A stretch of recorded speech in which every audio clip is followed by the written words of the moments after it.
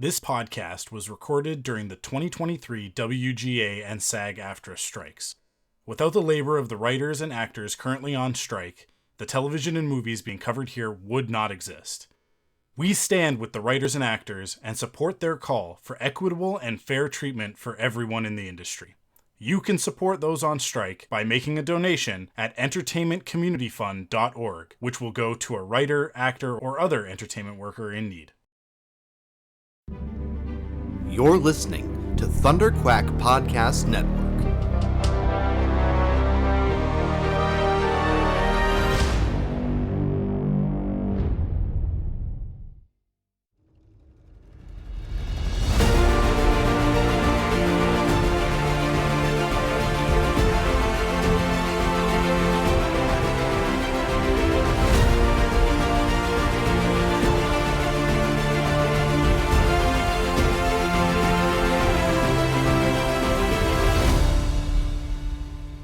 Hello and welcome back to ThunderQuack Perfect 10. I am your host, Michael Cohen. Every episode, we dive deep with a special guest into a piece of pop culture they adore. Is it a 10 out of 10? Maybe, but to them, it's an undeniable masterpiece. So sit back, get comfy, and let's find some joy talking Final Fantasy XVI with the illustrious Joe Hogan. Hey, Joe. Hey, listeners. That sounded new, didn't it?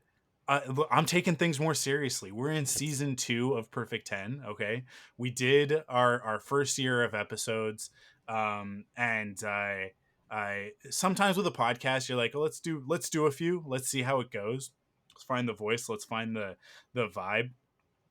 Is it something that I want to keep doing? I love doing Perfect 10. I love this podcast. I have loved doing it with a certain set of people. So get used to hearing certain voices over and over and over again. All of that to say, I hope you guys like the new intro. It'll be sort of a bit of a mainstay. It'll switch up a little bit every episode, but that's sort of like our new thing. And yeah, like get used to some of these voices coming back. We just did an episode with Missy, which was the second one with her. Joe, this is your third episode of Perfect 10. Yeah, what do we do? Ghostbusters and Ocarina of Time, I believe. Yeah, for the other yeah. And listen, Missy's gonna be back in 2 episodes. So like, because we're gonna talk about something around Halloween. So it's just, Ty's been back a couple of times. There are certain people that, like, here's the thing, like, they get it, right? Not like that's no shade to anybody else who's been on the podcast.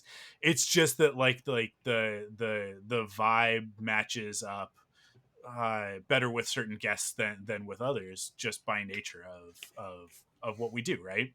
So with that in mind, get used to it. I'm going to make Joe come on this show all the time because he always says yes. He always says yes. And but I hate things. But yeah, you get it. You get what it is, which is that, like, listen, shut up. I don't care if you think it's a 10 out of 10. We think it's a 10 out of 10. Yeah. Right? It's the celebration of it. Totally. And I cannot think of a better topic to really, like, kind of exemplify that in this moment than this game, because it's polarizing, to say the least. There are some people who really, really hate this game. Yeah. But you and I came out of nowhere, dark horse of the year, like video of, like, in a year. Listen, 2023, just to put you guys in the place. First of all, this is the fastest turnaround on a Perfect 10 from release to discussion. Oh, really?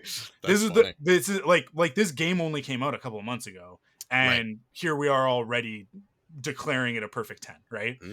So it is the fastest turnaround, and it like this might stand for a long time as the fastest turnaround on a Perfect 10, because I usually it's, usually we're talking about things that are a little bit more like pop culture and nostalgia, sure, like parts of the pop culture pantheon, right? But this one, it's like it just came like blaring out of the gate in a year in 2023 when there are so many incredible video games. This year's ridiculous, man. It's insane, right? And and for me has actually been like a defining experience this year, which is just ridiculous. So we'll get into all of that. Um, but but before we get into the nitty gritty, let's take a just a little step back. And I am going to again see like this. We learned from the first year, and going into season 2, as I'm calling it, of Perfect 10. I'm gonna switch it up a little bit. I'll be doing the intro of what is Final Fantasy 16. Okay. And then from there we're gonna discuss it. We're gonna break it down. We're gonna get into why it's a perfect 10 for us. So, what is Final Fantasy 16? All right, nerds. Today, we're embarking on a journey into a realm where magic intertwines with technology, where mythical creatures roam vast lands and heroes rise to defy the forces of evil. I wrote this beforehand, guys. Like, this was written beforehand. Okay. Smooth like butter. Yeah. For those who might not be familiar, and I know it's hard to imagine, we're talking about the legendary video game series Final Fantasy. First introduced in the late 1980s by the Japanese company Square, now Square Enix, Final Fantasy has captured the hearts and imaginations of gamers across the globe. Each installment stands as its own unique story, filled with sprawling narratives, unforgettable characters, and epic battles. It's a world where chocobos, moogles, and airships are the norm. The series has been praised not only for its storytelling, but also for its groundbreaking music and artwork.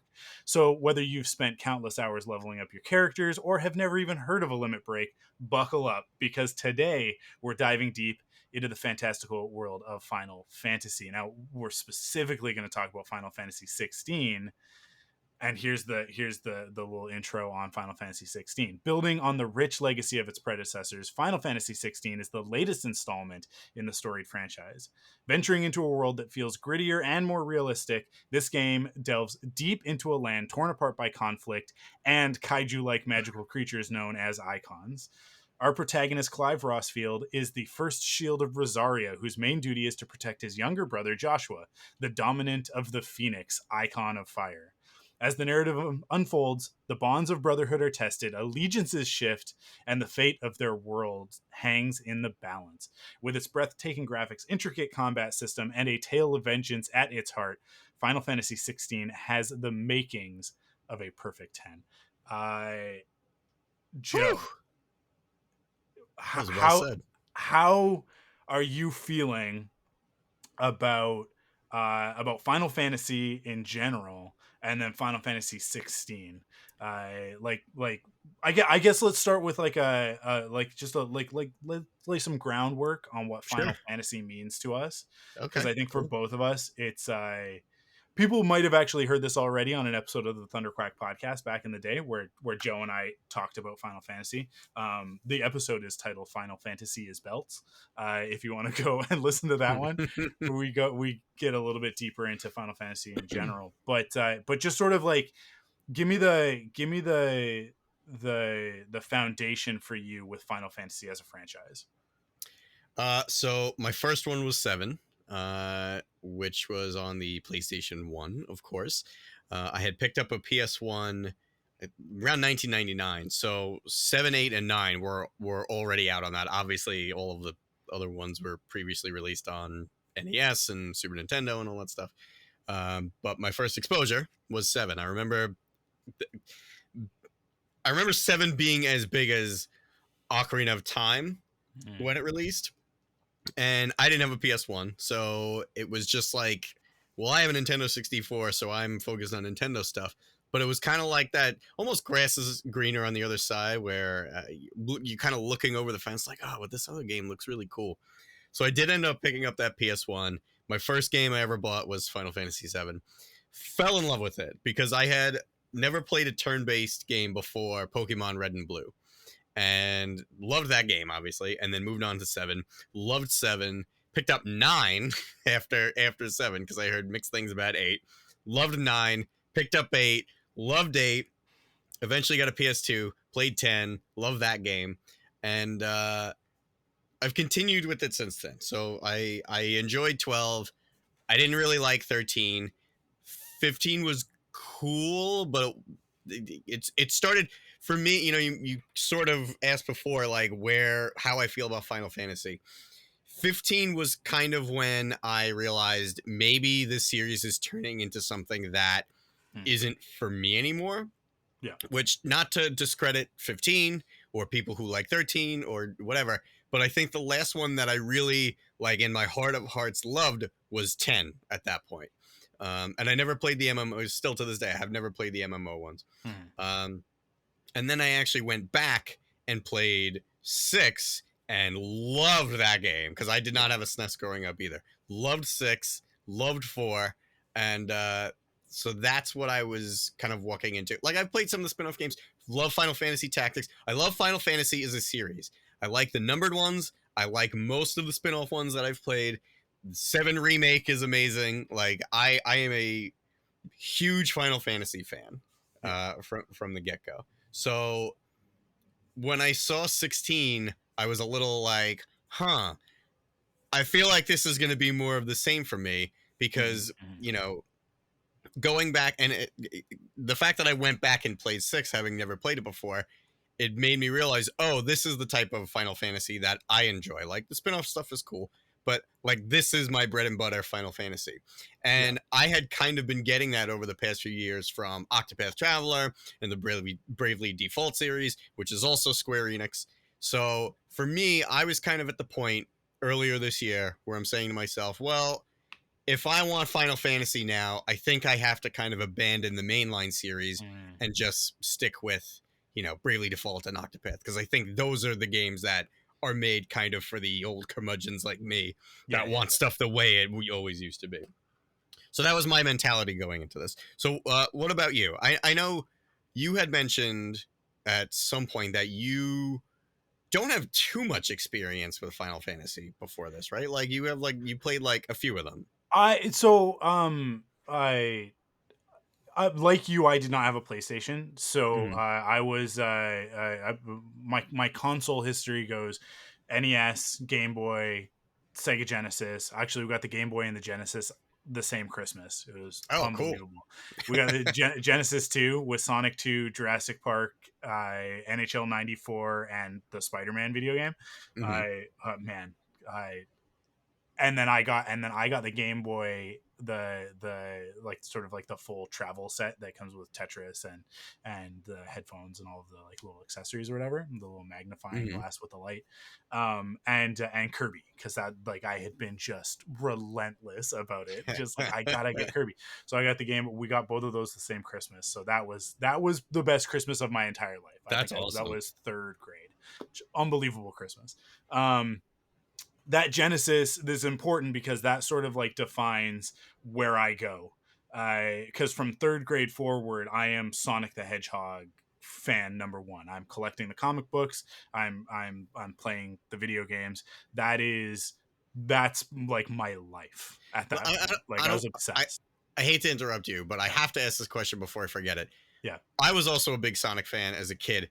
The thing I wanted more than anything in the world were Sonic the Hedgehog figures. Did you guys have Sonic figures in Canada? Because I was dying for Sonic toys. No, I mean, like, so that's so funny. There was a candy toy that came out around this same point in time. You popped the back of Sonic's spines came off the back, and like inside his head, his big round head was I had that. Candy. I did have that. Have that. It was the only like Sonic toy that you get, other than there was that, and then there were the McDonald's Happy Meal toys. That came out that same. This is all around. This is all around the time of like between Sonic 2 and Sonic 3, right? Yeah, because I think those toys were Sonic 3. Yeah, the toys were Sonic 3 for sure. So I had that. I now have many Sonic toys. I have so much Sonic ephemera around this house. I mean, I've got a beautiful first 4 statue. The first one that they did, actually, where awesome, it's a classic Sonic pose. He's got his finger on the nose, sort of thing. But anyways, that would like that Sega Genesis and Sonic the Hedgehog sort of defined my gaming future for a long time. And eventually we got an N64. and then it was always listen, this was the console war era, right? Like there was no video games were not a thing of like, it wasn't just, everybody's got video games. It was like certain kids had video game consoles, and you maybe had one in your house. Maybe you Yeah. had two or three if you had like older ones, like you had Yeah. upgraded to Yeah. newer stuff. But like at this point in time, when I've got an N64, you go to somebody's house and they still just have a Super Nintendo, and that's all they've ever had, Yeah. right? Sure. I never had the Super Nintendo. Yeah, me neither. um I never had the PlayStation. So it wasn't until, man, it must have been 99 or 2000. It was 2000. It would have been 2000 when I first played uh both Final Fantasy 8 and Final Fantasy 6. It Awesome. like almost like together. I borrowed a PlayStation Wow. from my friend. And sorry, to follow that up, the next console, like instead of getting a PlayStation, I had the um the N64, and then before the PS2, I got a Dreamcast because I was a Sonic fan. Oh, So wow. it was like, so I had a Dreamcast like within a month of the Dreamcast coming out, to play Sonic Adventure and all that. So I was in that world like that. Mm. Yeah, I played Grandia 2. That was like, everybody else is playing these games on the PlayStation 2, and I'm playing Grandia 2 on my Dreamcast, which was awesome because it had this great voice acting and all that sort of thing. Before FF10 came out. So it was like, I was like, you guys are so behind reading text.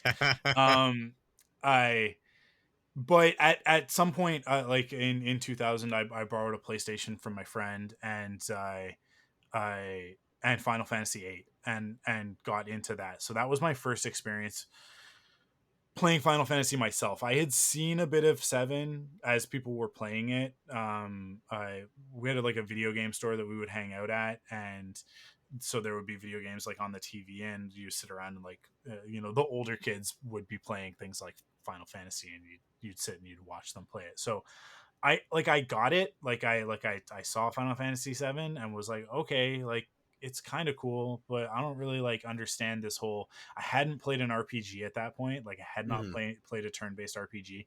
I'm like 12 or 13, right? So I'm like, oh, this is dumb. I like action games. I wanna smash stuff, and I'm looking over at Mario 64, and I'm going like, that's my jam. Like I want to play that. I want to play Banjo Kazooie. At that point in time, that's what I'm focused on. So um Oh, that's another perfect 10, man. Banjo oh dude, Kazooie. Banjo Oh my Kazooie, god. 100%, 100%. Oh my god. I Yeah, listen, we might have to do it because we're recording this episode in the midst of the WGA and SAG after strikes. And there is a video game SAG after a strike looming. It could go into effect any Mhm. day. Got to get this episode out now, sort of thing. If that happens, then we will shift over to games that, like, we talk about video games that have no voice actors. Yeah, there you go. But yeah, and comic books. That'll pretty much be what Perfect 10 is until unless you are on Patreon, you'll get other episodes. You can go listen to our last episode, the Ninja Turtles episode, over on Patreon if you missed that. You're wondering where we've been. But yeah, so eventually I play Final Fantasy 8, and um it hits me at exactly the right time because I'm 15, right? in Mhm. in 2000. So it's like, that is the sweet spot for the protagonist Squall. Right? Like yeah, he's broody, he's got an attitude, he has a sword that has a gun in it and a scar across his face, and a wicked leather jacket with a furry collar, and that necklace. I mean, like, Yeah. just peak Edgelord. Yeah. 2000 edgelord. Angst. Yeah, 15-year-old nonsense, right? Sure. And I'm like, when I grow up, I want to be just like Squall. And so like that sort of cements itself as like, this is my numero uno. This is like Final Fantasy 8. I always say that your favorite Final Fantasy 8 is the first one you played, right? Because like that's what hooks you into it, and then you explore the other ones and you go, Yeah. okay, you're always comparing it to that metric, right? And then, so I'm playing FF8. I never finished it. I got to like the the fourth disc and never actually finished it at that time. Because my friend wanted his PlayStation back, so I gave him back his PlayStation, and then I borrowed a Super Nintendo from another friend. Or no, actually, I bought a Super Nintendo. I bought Wow, the cool. the Slim, the because this is around the same time that like I'm working in my mom's store, so I'm like I can, so I didn't get paid in a traditional sense, but I was able to be like, I've been working a lot, give me some money. So I got like the $50 or $60 or whatever it was that I needed to go buy a used Super Nintendo, and I got the slim one, the version 2, which I don't know if you've ever seen this, like a very like compact version of the Super Nintendo. It's so beauty. I still have it. It's a piece of art. The original Super Nintendo looks great too, like just from a design perspective. It's very nostalgic, whatever. But the slim down one, I can't remember what the code name for it is, but it's beautiful. I love it. So I got that, and my friend Bill, who I will eventually bring on Perfect 10. He's never been on a podcast before, but eventually I got to get Bill onto a podcast. Yeah. Bill is my best friend because he is the guy that is like, no matter what, I can call him up. I call him at 3 a.m. He answers the phone for me. We've been friends since I was like 13 years old. So and even though we don't talk all the time, it's like we never miss a beat the second we go Yeah. back. Yeah. So Bill is like, you were playing Final Fantasy 8, you have to play Final Fantasy 3 because that's what's So on the cartridge. so wait, Right? was this before or after you bought? Because like, what prompted you to buy The the Super Nintendo, SNES if you didn't already have access to Final Fantasy? Super Star Wars. Okay, interesting. I just didn't have a Super Nintendo, so I was like, I'm Okay, gonna so you get a just Super wanted to go back Nintendo. and get one. Yeah. Cool. There was a bunch of games that I wanted to play. So so he's like, you gotta play this. And so he lends me his cartridge of Final Fantasy 3, which, for those who know, like, even at that time, even in 2000, like, this thing is rare AF. It is like, holy crap, this is like the holy grail of Super Nintendo collections. It's like that and Chrono Trigger. So he actually lent me Yeah. both. Like, he's like, here you Oh, go, FF6, not 6 at that time, 3, right? But it is actually 6. It's the whole thing. dude, put it on the list for Perfect 10. Man, Yeah, and then Chrono Trigger, and Chrono Trigger. he's like, it doesn't matter which one of these you play first, you are gonna love both of them, so Yep. just pick one and just go. So I put 6 in, and I'm just like, oh my god, like, from the jump on Yeah. FF6, Yeah. I'm like, this is it, like, this is it. So it's so funny because I'll often say 8 is my favorite, but 6 is the best. Like, 6 is the best Final Fantasy has ever been, Objectively. and ever will be. Like, there is no argument against that. It's just like, it really, everything else, I know people love 7, and I understand why people love 7, but 7 doesn't exist without 6. 6 is the game that defines what Final Fantasy is, right? Yeah. Um and I that, I like, objectively agree with that. Like, yeah, as much as I love the ones that I love, I can look at totally. 6 and be like, yeah, no, this No, is this is it. obviously the best one. This is But the template. It takes everything from the first 5 games, and Mystic Quest, unfortunately, and it Mystic Quest is the first spin-off, and it was terrible. And it takes everything that's great, and it learns from all of its mistakes. It is the first one that is really like that, like, grand epic story. 5 has a pretty good story as well, but 6 is the one where it really, like, hones in on, like, technology, magic, summons, all of, like, these things that we now consider like yeah, mainstays of the staples. Yeah. Final Fantasy franchise. They were defined in 6, right? So I'm playing that game, and like, right from the jump, the music, I just that, like, the that initial theme, right? Like, as the Magitech armor is walking in the snow, and Yeah. it's just like, Terra's theme. Yeah. yeah, Terra's theme. It's like, it is cinematic in a way that, like, I've just come off of Final Fantasy 8, which is like, at that point in time, I think 9 had like just come out, but I didn't play it yet. And 10 was sort of like in the offing, Mm. but but FF8 has awesome FMVs, right? Like the cutscenes are great. But they feel very video gamey. Like it Sure. feel like they don't, because we're at the early stages of CG, right? So it's like, Mhm. so they're doing stuff with the camera that feels cinematic, but also feels like really kind of silly. When you look back at it, it's like overly grandiose. Whereas FF6 is like at the tail end of the, like, this is the best we can do with 16-bit graphics, right? Like, so they are really pushing that to its limit, and that opening is like sort of fades up from black with this snow and this music and these, like, there's just this very slow opening, and you're just like, what is this game? This is amazing, right? And then you get into the story, and it's just, it just goes from there, builds and builds and builds. It's amazing. um from there, it's like eventually I would try out 9. Wasn't really for me. I played a bit of 10 when it came out, but never really like followed it through because I didn't have a PlayStation 2, so I kind of just had to play it, where I could grab bits and pieces of it. And I wouldn't really re-engage with the Final Fantasy franchise again until Kingdom Hearts, which puts Squall, although he is under a different name. He's called Leon. Leon, But it is super Squall. cool guy. He's a very central character in that, voiced by David Boreanaz. And at the time, I was like, oh my god, they made him even cooler. Now I go back and play Kingdom Hearts, and I'm like, David Boreanaz did not understand what he was doing. Like I don't think that they told him that he was the voice of a character like that would be animated.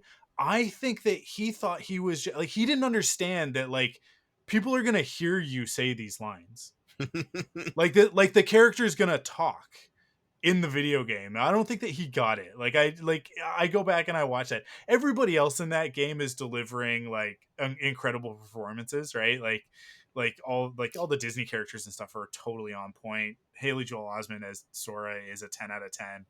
Like, I mean, we've already done Lance perfect 10. Bass, man, as Lance Sephiroth with his Bass three as lines of Sephiroth. dialogue. Yeah. I mean, like, we've talked about the Kingdom Hearts franchise already on Perfect 10. Go back and listen to that episode. So like that's where I kind of re-engage with it, and then like Crystal Chronicles, Tactics, and Tactics Advance, stuff like that. Like, so like there are other ones that I kind of played, and then when the Game Boy versions of I think there's like a compilation of 1 and 2, when that came out, I got that, and I was like, which were like updated Game Boy Advance versions of Mhm. the original NES games, and it was just like, oh, there's just not enough here for me. Like Yeah. I just couldn't get hooked on it. Um, but I've played almost every game in the franchise a certain extent. I played quite a bit of 12, but fell off because that story just was like too much. Um, but yeah, like I just often go back and play 8 and 6 over and over and over again. But then, like, I didn't go anywhere near 13 or 15, just because I looked at them and was like, I don't think that this is for me. Like, it just, I tried to play 7 remake, and it just didn't gel. um Really? yeah, it That just is didn't. disappointing. I know. Very sad to hear that. It just like, there was a lot of it that I enjoyed, but then like that story just, like, in the middle of that game, if you don't have the nostalgia, and they're like, now wander around this junk town for 4 hours of this game with Well, like very little instruction and no character building and nothing really happening. It's like, I'm sure it's very cool if you're like, man, I remember when this was a little sprite walking around, and it's like, cool, good for you. I'm fighting rats. Like, where's the story that everybody talks about in this game? And I know that well, it does come eventually, but like it just was taking too long for me, and I just dropped right. off it. I think that's a fair way to feel, especially as someone who has not played the original fully. Yeah, Because I mean, I know you know this, but people listening may not. So Final Fantasy Remake is only the first third yeah, of the story of Final Fantasy VII. So there's going to be 2 more remake installments. And what a lot of people also don't realize before they play this game, including myself, because it's literally called Final Fantasy VII Remake. It's actually taking the story and changing it in ways that a lot of people did not expect it. And I can't really go into detail without Spoiling stuff. spoiling anything, and I don't want to do that. But the crux of it is they did divide it into 3 parts and stretched out 1/3 of the game into a full game. So they had to take and add and tweak it. But like, because of that, the middle is just like, well, yeah. Here's a bunch of fetch quests. Yeah. Figure it out. Yeah. Just keep going. Don't worry about it. Don't think about it. Can you just go kill 10 rats for me? Yeah. Like, it's not very fun. So it didn't bother me, but like I absolutely have that nostalgia for it. For the record, 7, while my first one is not my favorite one, 10 is my favorite one, but 7 is a very close second. So you're and it's probably because of, like you said, the attachment to it. That's where I got hooked. That's my perception of Final Fantasy is Final Fantasy 7 and XYZ. Okay, sorry, go ahead. No, I mean that basically brings us up to this game, right? Where like I was pretty much ignoring it. It was like Final Fantasy 16 is coming out this year. Whatever. Yeah. And then the demo drops, and I hear a little bit of murmurings of like, it's pretty good. Pretty fun. And I'm like, okay, cool. People said that about 15 as well. I don't know what it is for me. I played the 15 demo. It didn't hook me, right? I was like, yeah, I can see where this is a little bit more like the Kingdom Hearts play style. Like I can get behind that. I really like the way that the Kingdom Hearts games play. The core games at least. So like that's cool. I'm okay with them moving in that direction, but I just don't know if I care about these characters, the boy band road trip characters. So I just kind of bounced off of 15. Not like nothing against it. It just didn't vibe for me. So and there are so many games these days. So 16 is coming out, the demo drops, people are kind of like, yeah. I'm like, yeah, that sounds about right. I'm sure that people who like Final Fantasy will like this game, who like 15 and who like 13 are gonna like this game. And then I start hearing from some people that I really respect in the gaming space going like, dude, this game, this story is awesome. And so I'm like, okay, cool. If the story is good, it costs nothing to play the demo. So I will just download the demo and I will get into it. So I go into this demo going like, whatever. I'm probably going to bounce off of this. Let's just see. I just want to be a part of the conversation. I want to be able to talk about it with people if it comes up, right?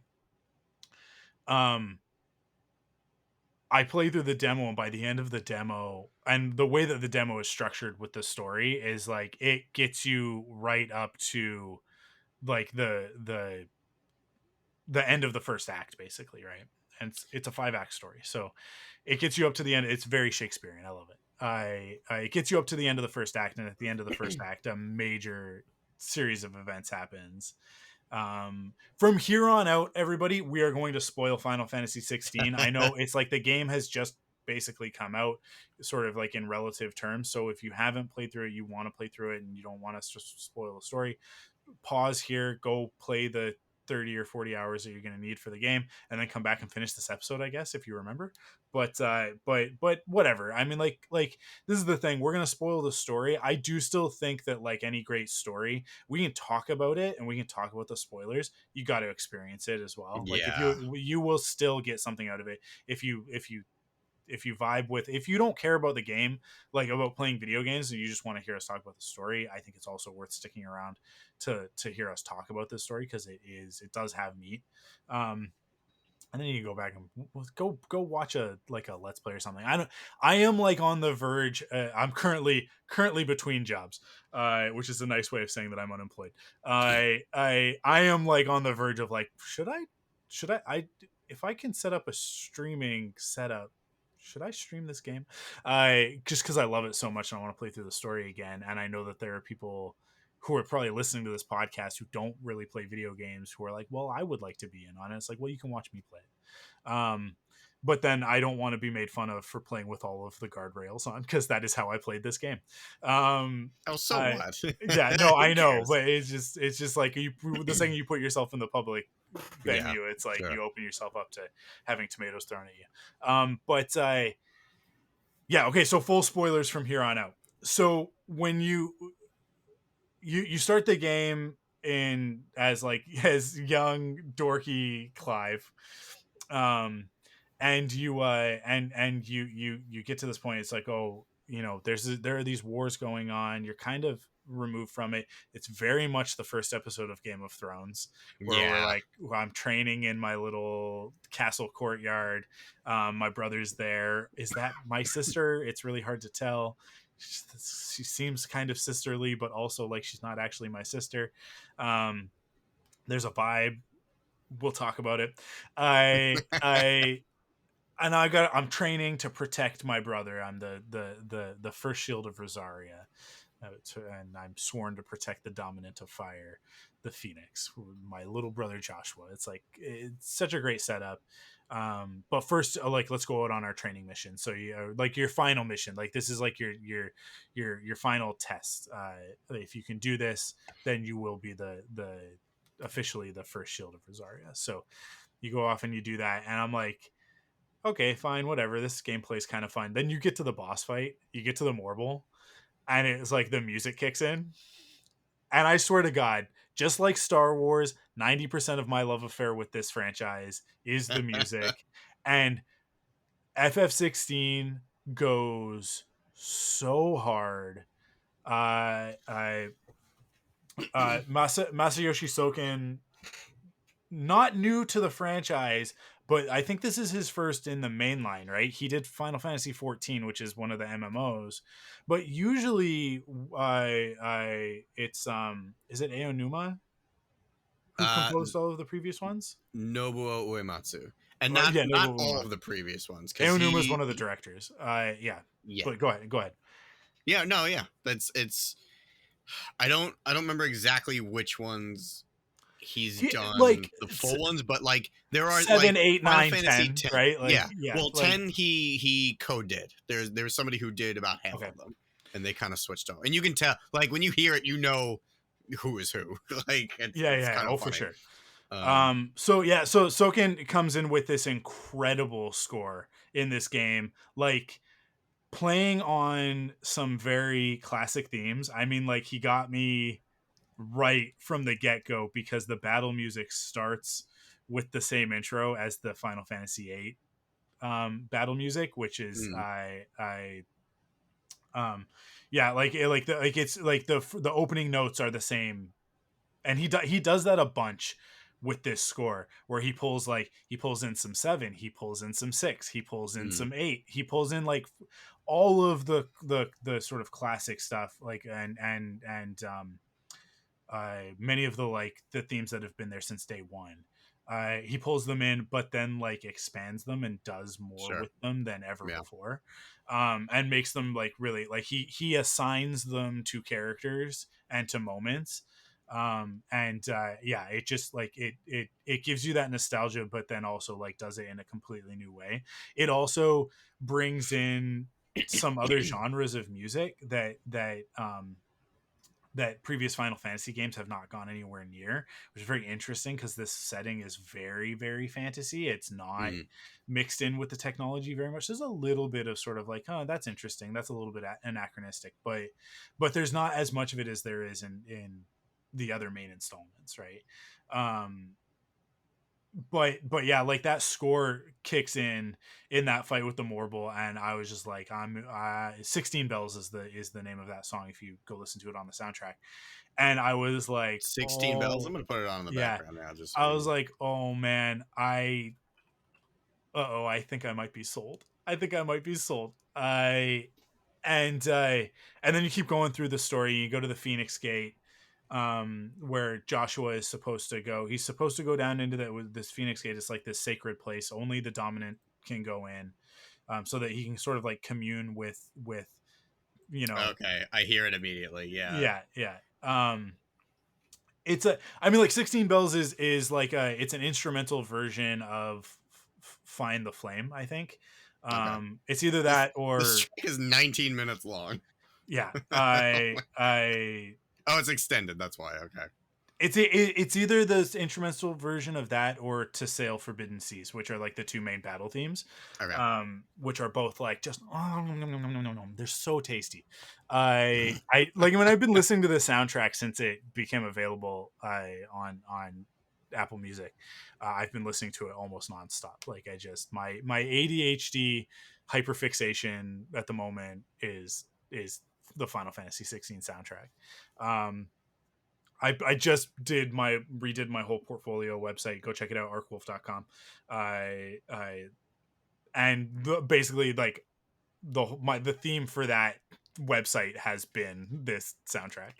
Um, but anyway, like this, the demo is still going, right? And it's like you're going to this place. He's going to do this thing. It's a big deal. It's sort of like you've had your rite of passage, and Joshua is about to have his. He needs the blessing so that their dad, who is the Lord of Rosaria, right? He's like sort of the king Yeah. of Rosaria, of this kingdom. I can go, like, they need the blessing so that they can go wage a war. Basically, like they're gonna go take back their mother crystal, which was taken from them by the oh man, which I Dude, I cannot keep track of the nations in this game. like the island of Steel or something. There's Steel or something like that. But anyways, like there was a war that happened before Clive was born that this other nation stole this territory from Rosaria, which is like every nation has a mother crystal, which is like it's Final Fantasy. There's a big crystal, and it's where the magic comes from. So there's and each of the mother crystals has a dominant that is associated with it. Not just big crystal, massive crystal, Massive, like like skyscrapers. mountain crystal. So like Clive's father wants to basically like launch a campaign against that to take this territory back. That's like sort of their ancestral territory. And but they need the blessing of the Phoenix before they can do it. So they're going to go here, and we've sort of gotten a vibe that maybe Clive's mom doesn't really like Clive very much. But we don't really know how far that Give it away. extends. And then we're here, and it's like, so it's the night before this ceremony is supposed to happen, and everything goes to hell. Like it all breaks loose, right? And and in the midst of this, your father is killed. We find out that the Holy Empire of Sanbreque has, which you have like a peace accord with, has like broken the accord, and they're attacking. It's totally unexpected. They're doing it sort of. It's like it's a real like party foul. Like listen, like this is like a holy ceremony sort of thing, and they're attacking in the midst of it. Sort of, I it's just bad form, right? But It's we red, sort of red wedding. it's red wedding shit. Yeah. Well, I swore. Ooh, man. Oh, I'm gonna leave it in. I'm gonna leave it in. It's staying in. Usually it's me. Yeah. It was a PG-13 swear. It's all right. It matches the. No, listen, there are a lot of F-bombs in this game. There are a It's big lot deal. of, and it's Big deal. awesome. It's so good. And so all of this is going down, and Joshua is feeling very threatened at a certain point, and their father has just been killed, and he sort of loses it because he is the dominant of fire, right? He controls the Phoenix, which is the icon of fire. And this is where we get our first look at what an icon is, and Joshua loses control of the icon, which is basically, in previous games they were called summons, right? Guardian Force in Final Fantasy VIII. Yeah, there's always a different silly name for it, but yeah, it's always essentially the summons. Yeah, but in this one, it's like, hey, listen, they're kaiju. That's what they are. Yeah, they are giant monsters. And so Joshua transforms into the Phoenix. And when Joshua transforms into the Phoenix, Clive sees this guy in a hood, or at least we're from Clive's perspective. He sees this guy in a hood. But there are a lot of hints in the story at this point that, like, this other dominant shows up. It is another dominant of fire. There's not supposed to be two. And it's Ifrit. And Ifrit is, like, Ifrit's the main Guardian Force in Final Fantasy VIII. So again, it's like, now we've got two touch points, not to mention the fact that Clive is basically Squall 2.0. No, which like I don't know if I agree he with that he entirely. 100% is in, and I'll explain, don't worry, I'll get there. Okay. I Ifrit shows up, and then we're controlling Ifrit all of a sudden, and Ifrit is fighting the Phoenix, and this fight goes on, and this is how the demo ends. Ifrit kills the Phoenix, which is Joshua, your brother, and it's very, very. I mean, the fact that we're playing as Ifrit is the biggest indicator, but it's very heavily implied already. That's you. Like you, like Clive is, and also like the all of the marketing for the game is like, Yeah. there's Clive, there's Ifrit. So you're like, obviously, it's not this other hooded guy, it's him. Right, we learn later that the hooded guy is Ultima, and it's like the whole thing of him being Mythos and blah blah blah. But um, yeah, like so it's right there, right then and there. That end, and then like the demo, like the end screen of the demo comes up. And it's like, hey, we're really glad that you played the demo and that you enjoyed it. If you thought this was fun, you should probably give us $100 for the full game. And I was like, listen, all right, you don't even have to sold, done, bought. And and I just kept playing. I just kept going. And from there, like the game only gets better from there in terms of the story. I mean, like it just, I, I was just it. It didn't have me from like moment one, but like from the end of that demo, I was like, not only am I gonna buy this game, I am actually going to finish a Final Fantasy game in one sitting. Like not in one sitting of like it's a 40-hour game, so if you play through everything, so obviously like it takes multiple, but like without breaking to play another game, right? Sure. Which is not usually the case Did for me. Usually did I start a Final Fantasy and then I go play something else and then I come back to it, and then right, like they're did you usually already start Tears of the Kingdom at that point? yeah, because Tears of the Kingdom was like a Okay. month before. So So so you interrupted Tears of the Kingdom and played through this game entirely. I still have not finished Tears of the Kingdom. Well, that just And breaks my heart. But And yes, you are correct. The reason is because Final Fantasy 16 got in the way. okay. Listen, all right, listen. This game got me, dude. Like this game got its hooks in me. Um, it also happens to have come at a point in my life. The company that I worked for, I worked there for 10 years, and this game sort of like coincided with the end of that time. So Okay. I finished this game the night before they laid me off. Wow. Yeah, I finished it the night before because I kind of like had it, like there was like a bit of a you've got a meeting scheduled with your direct manager and the head of the company tomorrow morning out of nowhere. And I was like, okay, this is either very good news or very bad news. I need to distract myself, and so I went and I finished Final Fantasy 16. Plot So twist: you were let go because you could not stop playing Final Fantasy yeah, 16 instead of working. um plot twist, I didn't finish Final Fantasy 16 as quickly as I wanted to because I was so busy working, because I was Stupid killing work. myself for this company. But anyways, I am contractually obligated to not talk about certain things, so I I have to see. stop Okay. talking there. All right. But I yeah, I was under an incredible amount of stress the last couple of months of Mm-hmm. that job. And as a matter of fact, even after they laid me off, there were still 3 weeks of stress. So in any case, this game like is like smack dab in the middle of like sort of that Mm-hmm. tumult. So it is going to be a thing that is like it is now inextricably tied to a very specific Sure. point in Yeah. time in my life, which has elevated it. And this is the thing, that's what makes it a perfect 10 for me, right? Like it's because of where I was and where it hit me at a certain point in my life. It's a perfect 10. And like that's not going to be true for other people, and I don't care. Like that's literally the definition of what a perfect 10 is. It's like, is the game a 10 out of 10? No, it's got it. I mean, I think it is. I do think it is like in terms of, you make a video game, this is about the best that you can do, right? um but but like, it doesn't have flaws, of course it has flaws, right? Every game has flaws. So um but for me, in terms of like my journey with it, it is 1000% a perfect 10. So yeah, to quote another Perfect 10, Star Trek from 2009, you could say that I am emotionally compromised. So yeah, it is a very subjective perspective that I have on this game. But all of that said, it just it just hits for me. It just hits that sweet spot. I mean, like I'll say right now, because I've been talking for a long time and I want to hear everything that you have to say about it.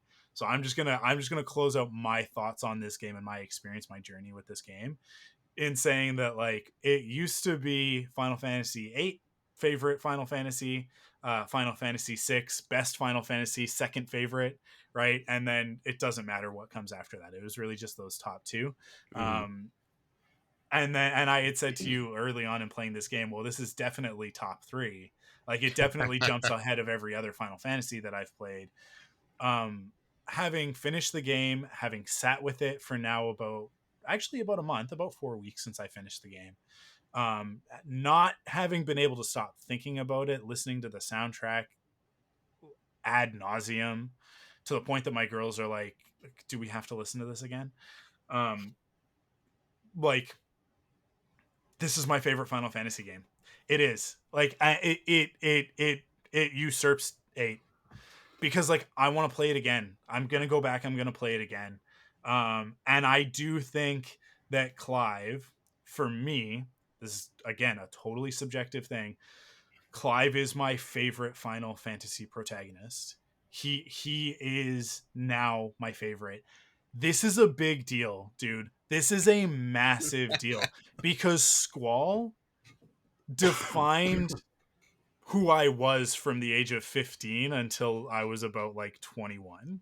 Okay, like among other characters, right? Like there are other characters in there that also define that, but like that character hit me around the same time as like Tom Cruise in Mission Impossible, which was another thing where like him at Mission Impossible 3, sorry, Mission Impossible 2 and then Vanilla Sky, that back to back. It was like I emulated a lot of behaviors for better or worse. Stupid teenager, right? Um like Squall became a character that like I don't think that I would have gotten into Buffy the Vampire Slayer in the way that I did if not for the character Squall, because Squall and Angel have so much in common with that broody like so then David Boreanaz voicing And then Squall David in Boreanaz. it was like, oh my god, this is amazing. That's what got me into Kingdom Hearts, was like that connection, like that sort of like 1 2 3 That's what connection there. brought you to King. Yeah, I didn't care about it before that.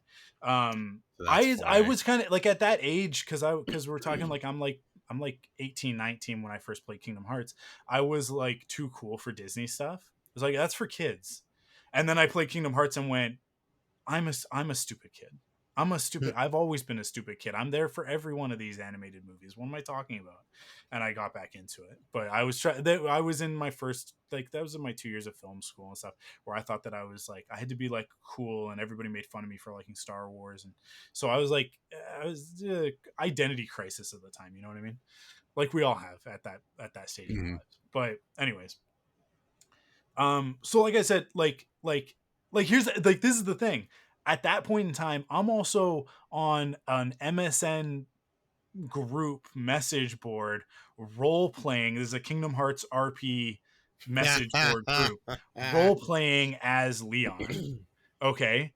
So like going in this, for those of you who are younger and do not know what I'm talking about, this is like this predates social media, you guys. Like this is before Facebook. That's funny. Okay. And so you go into these groups on MSN, and there's an MSN group, and there'd be like a chat, like a live chat, but then there would also be like message boards on it as well, where you go in and like you would put your message. So you'd be role playing like one entry at a time. So you go in and go like, you're in a scene with another person. It's like you write your entry and then like you wait for them to post, and like they might be in another time zone. It might be 2 days before they respond. So you're going like over days to do like one scene in an Mm. RP. And I'm playing as Squall, as Leon, in this RP group, because this is like between the time that Kingdom Hearts and Kingdom Hearts 2 come out. Mm. I would like, right, this actually like Kingdom Hearts 2 is imminent. We're all talking about it in this message group. So like that's how important Squall as a character is to me. Um I my first iPod is engraved with a quote from the video game. Like I because when you bought iPods back in the day, you could get engravings on them. So it's like there's a quote from Final Fantasy VIII on it. Like my relationship with Crystal was like there were things about Final Fantasy that I was like projecting into my relationship with her because I was a stupid teenager, 19, 20 years old. So yeah, like all of that is like it's part of who I am. So for me to then go like Squall is now number 2, Clive is number 1, FF8 is now number 2, FF16 is now number 1. I'm like this is It's a big a deal. tectonic shift This is a big in deal. in my world. Because I define myself by these pop culture characters that I idolize, right? So anybody who's been listening to any of my podcasts for any amount of time will understand that this is a big deal. But yeah, I think that Clive is a lot of what's great about Squall and what I connected with him at 15, but now at 38, more than double that age, right? I I like now I look at that and I go, okay, so like those are like that for that point in my life that makes sense. But for where I am now, like Clive is a much more well-rounded character. I think like the broodiness, the action hero aspects are all very much Squall. They are more Sure. Squall than they are any other Final Fantasy protagonist, right? Mhm. And I think that Squall is um is built on the prototype of Locke from FF6, right? Like Locke the thief is meant to be sort of like he's like the edgy, like I sort of, I mean, he's got a little bit more of a sense of humor. He's He's a little bit not, more Han yeah, Solo, he's but not super broody. Yeah, he's Han Solo. yeah, He's not but he's I not do think Squall. that Squall is meant to be. I think that Squall is meant to be like a like teenage Han Solo. Like that to me is like that's how that character reads a lot. Because Squall, this is the thing about Squall is that as you play through that game, you learn that all of that is nonsense. It's all BS, right? It's all a Sure. front to Yeah. protect the soft, squishy surface, the soft, squishy inside underneath that hard surface. That is who Han Solo is. When we really Sure. break down who Han Solo is, that is who he is. Squall and Alden Ehrenreich Solo, very similar characters, very similar. Not as he's not as broody, he's much sillier and more like sort of fun. I mean, I think people would have actually vibed with that movie more if he was more like Squall, which just goes to show how immature the majority of the Star Wars audience is. All of that getting to the point of Clive being a more well-rounded, better written character, because Clive has that broodiness. He does. Like he is absolutely Sure. Yes. like Batman standing on the ledge looking over Gotham like it's my responsibility to save the entire world. Broodiness that Batman, Squall, Angel, a million characters have, right? That we love. But he also has the earnestness of Luke Skywalker, right? Of like he will break down in tears because his friends are so important to him, right? Like he will sacrifice everything for his brother. Everything. Literally, that's the whole game, right?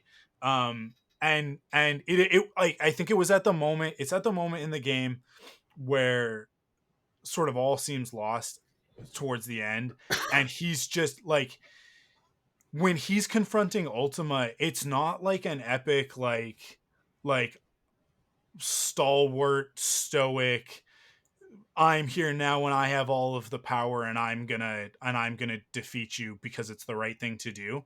Joshua dies right in front of him, Mm, seemingly, and the tears come. Like he breaks. Like yeah. he is a mess, and he turns to Ultima and he's like, "I'm going to destroy you. I was gonna destroy you before because it was the right thing to do. The three of us came, like Dion, Joshua, and Clive are like, let's go, like boys club. I don't know why we're leaving the girl at home, but boys club, like let's go do it. Um, we're gonna save the world, and then Dion sacrifices himself in order for them to get there. And then Joshua seemingly dies because the other Ultima comes out of his chest. Very confusing story stuff, but whatever.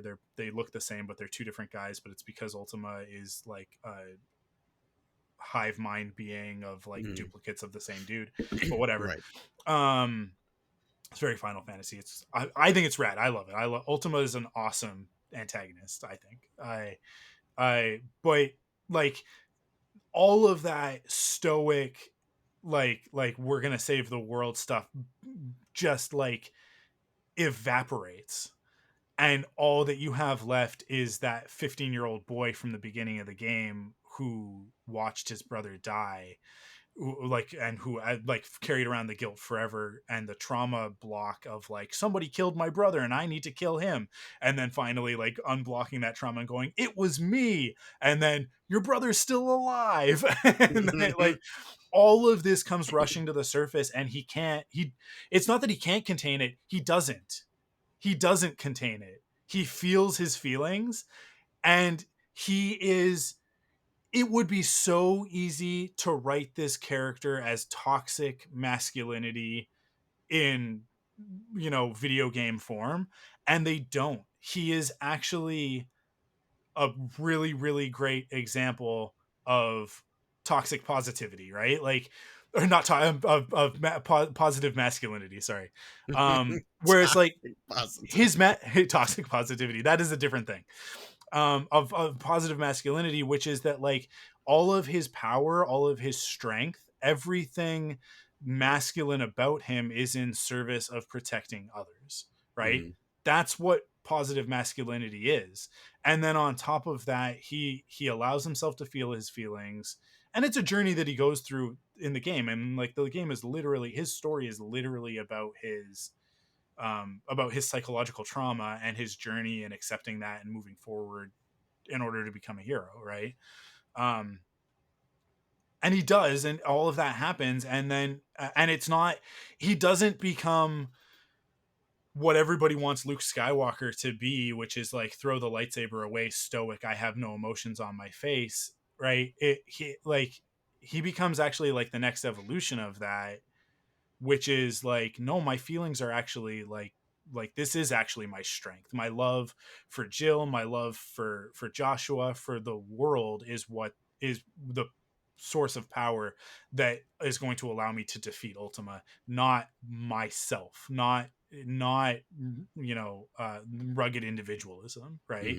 So it's like he is the antithesis of the Ayn Randian hero, in that he goes like no, everyone sacrificed to get me here, and now I have to finish the job. And he does, and he defeats Ultima, and then in order to save the world, in order to end all of the suffering that, I mean, god damn, we talked about this game for an hour and we haven't even talked about Sid.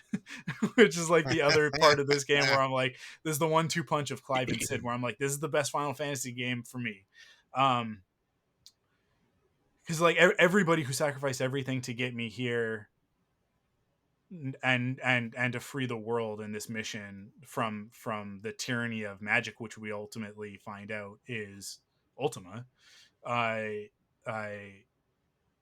like he sacrifices his own life for that, right? And it's just like all of that together.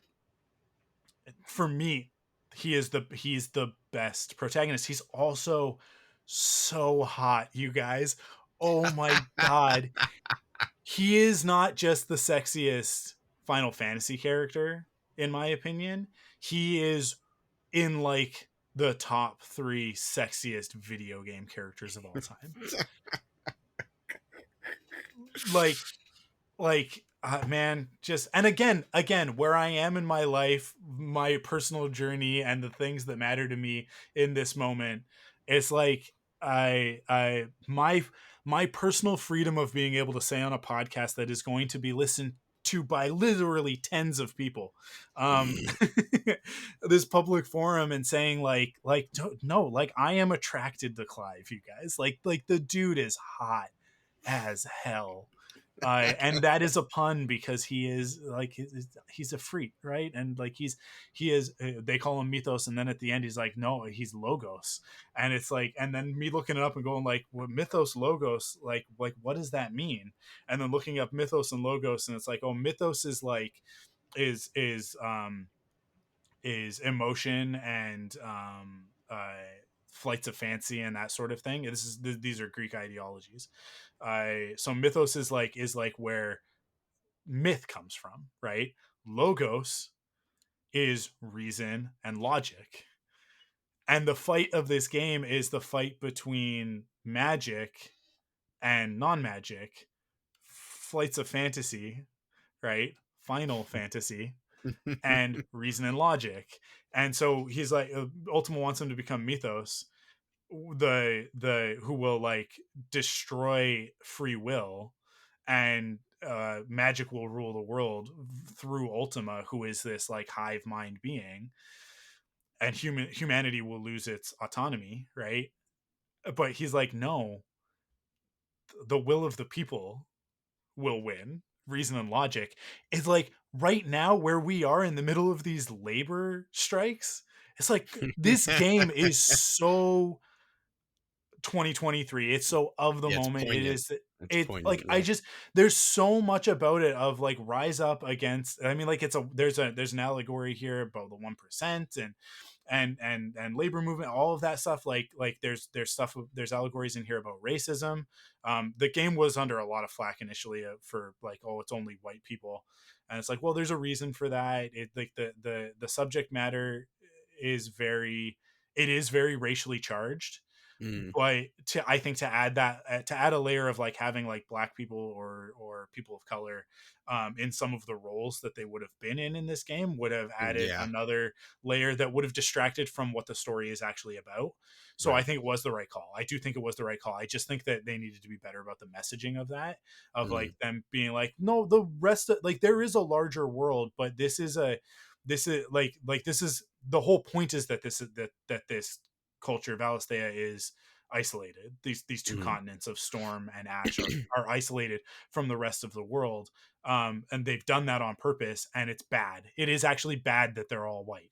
Like yeah. it's bad culturally for them, it's bad for the world, and all of this other stuff is going on, and it's all tied together, right? um so like I think they just could have been better about talking about that, but yeah. Okay, I think that I've said everything that I need to say right now. I'm sure I will have more when you come back to it. But also, hey, so the word mythology is Mm. mythos and logos together. Oh, Mythology, okay. because the suffix logy, right? Anthropology, biology, it's the study of, right? Hmm. So mythology is the study of myth, right? So when we look at what mythology is, it's like it's a breakdown of what makes up myth. Mythos and logos being mythology itself is actually a contradictory term. Like it is like it, I love it. I didn't know this before this game, right? So it made me learn something about the There you world, go. and then upon learning that and then putting that frame back on the story, I was like, my God, this might be the best written Final Fantasy. Like, is it the best Final Fantasy story? I don't know. 6 is still really, really, really good, and I think that like they're right against each other, like just neck and neck, and it's going to be a matter of personal preference at the end of the day, I think. Hmm. But because FF6 is also about very important stuff, and very similar actually, but yeah, like just there are so many themes and there's so many layers to it, and then you put that mythos logos thing back onto it, mythology, and the way that the game ends, and it ends on this book of Final Fantasy written by Joshua Rossfield. It's like, oh, like you guys had a plan. you had an idea, you had something you wanted to get across, and you executed to the letter. It's for me, it's like that perfect 10. I now need to hear from you. I need you to talk for at least 20 minutes to Oh my balance me god. out. But yeah. This has all been Uh, bubbling, right? Like it's all been like this has we've been been like a waiting, yeah, for a while there's to been yeah, to there's been a talk about pot this. on Yeah. the stove for like the last 3 weeks of like, when are we gonna talk about Final Fantasy, you Not guys? And then even like since the because like you and I yeah, yeah. basically played through this game at the same time. I think Mhm. I ended up getting maybe like a few days ahead of you by the end of Yeah. it, but Yeah. for the most part, you and I would play a little bit and then message the other and be like, "Oh Cryptically. my god, this Yeah. yeah," because like we weren't sure who was where and Yeah. everything. Yeah. So it was we were like almost speaking in riddles to each other, but like Yeah. constantly voicing our excitement with this game. Um, yeah, wow, I don't even know where to start. I guess the first things first, I went into this game similarly to you. I was very uncertain about how I was going to feel about it. After having played and completed 15, I don't think it was a bad game. It just kind of wasn't for me. Hmm. Um, so when I saw the trailer for it, like the announcement trailer, I was excited on principle that a new Final Fantasy numbered game was coming. But what I saw did not excite me. I was not like I Yeah. was excited that it was happening, and it was happening so quickly because sometimes Final Fantasy games take forever to come out in more recent years, and then they had been ultimately disappointments to me. So I immediately had my expectations like underground. They were so low. And shout out to my friends Steve and Jamie who got me this game.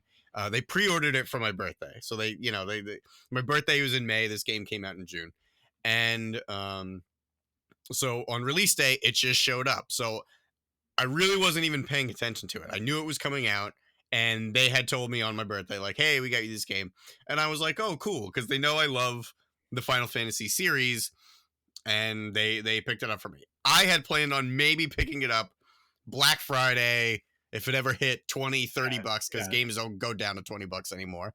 Yeah. Now that they're 70 bucks in the US. Um, Yeah, it's so like Baldur's Gate 3. I'm like, listen, I hear it, guys. I know it's like might yeah, be game of the year. I'm gonna wait. It's over yeah, $100 in Canada for the yeah, base game, and like I will wait. It will be like $60 in like 2 months. I've got sure. other games to play. Spider-Man's coming. Yeah, exactly. And you know what? That was the other thing. My backlog is so large, and for years I've been chipping away at this very, very large backlog. So I was not in and a lot of the games I have are either open world or JRPGs. So I have plenty of games to play, and I was not in a rush to play this game. So it arrived, and I'm looking at the box. I was like, oh, okay, whatever. I was still not excited about it. And then I don't remember what video I saw. Maybe it was an IGN video came up recommended on YouTube, whatever. And I checked it out, and they were highly praising it. And I'm whatever about IGN's opinions on. I think in general I'm kind of whatever about game reviews because it's such like an objective thing that Yeah. I've found more often than not I disagree with reviews, and I just would rather watch or play or whatever and make my own kind of opinions. But what I saw in the review was like, oh, this actually looks better than the trailer that I remember. So I popped it in. I was like, all right, I'm not going to finish this game. Let me play for an hour and see how it feels. Yeah. And if I don't enjoy this game, I will put it on the shelf. I might not even record it in my backlog, and I'll just see how I feel. Maybe I'll come back to it at some point after I play whatever the next game I had decided I was going to play at the time. I got to the end of where the demo ended for you, and I was like, this is the best intro any Final Fantasy has ever had. Yeah. And I was in shock. I couldn't believe how engaged I was in the story by that point. And I mean, I guess I also should say, like I talked about a little bit before, for me, comparing this game to other Final Fantasies that I actually like is almost like comparing apples and oranges. This game does not feel like a Final Fantasy game to me, what I would consider a Final Fantasy game. This game is an amazing, well written, fun action RPG. Like, Yeah. it's an Yeah. action game. It's not a JRPG in my Yeah. head. I know that's not fair. And I know that the creators of the game have kind of spoken out against the vocal minority of people who are like, this isn't Final Fantasy. I don't say this with any uh anger or malice, or I'm not trying to sound like an elitist or anything. For me, it just doesn't feel like a Final Fantasy game. So comparing it to those other things that I do consider to be, quote unquote true Final Fantasy games, Yeah. it's just difficult for me. So I I wouldn't even know where to put this if I were to rank all the Final Fantasy games that I love. You know what I mean? Like, Yeah. to me, it's just like, oh well, what's better, Mario Kart or Breath of the Wild? It's like they're both amazing, but they're amazing for different reasons. Yeah. And that's kind of that's my relationship with this game. Um, and it really surprised me. It surprised me how, from start to finish, I was just like, I can't wait to find out what happens next. And every plot twist felt earned and made sense. And even the stuff that you weren't supposed to know about yet, like, I was just like, oh my God, I need to know more. What's going on? This is crazy. What is happening right now? So I was so hooked so fast, so early on. And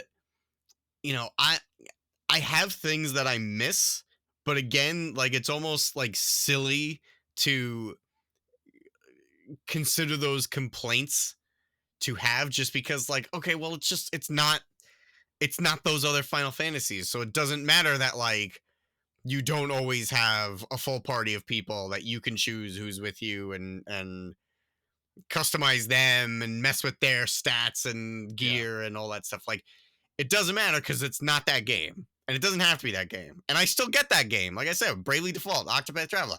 I still get those games from Yeah. Square. Like, as a JRPG fan, I'm eating amazing the last few Yeah. years with Oh Square. yeah, dude. I So, mean, like right now, Sea of Stars that just came out is like oh my it's God. it's a Chrono That's Trigger sequel, awesome. right? Like, and It's it's awesome. yeah, it's so good. Yeah, yeah. There So, there are those games. It's fine. yeah, Yeah, yeah, for sure. So, that's not to say that, I like this game more or less or whatever, but it's just my relationship with it was not what I was expecting it to be in a lot of Mhm, ways. Not just like, mhm. even like once I realized, oh, there's actually something really special here. This is something that I've never experienced before. This is something that I wasn't expecting from Final Fantasy or Square, and it kind of accidentally fell into my lap, thanks to my friends who know me better than I know myself sometimes. Mhm. And yeah, I mean, that was really the most lasting impression that I had with this game, was just how start to finish I was all about it.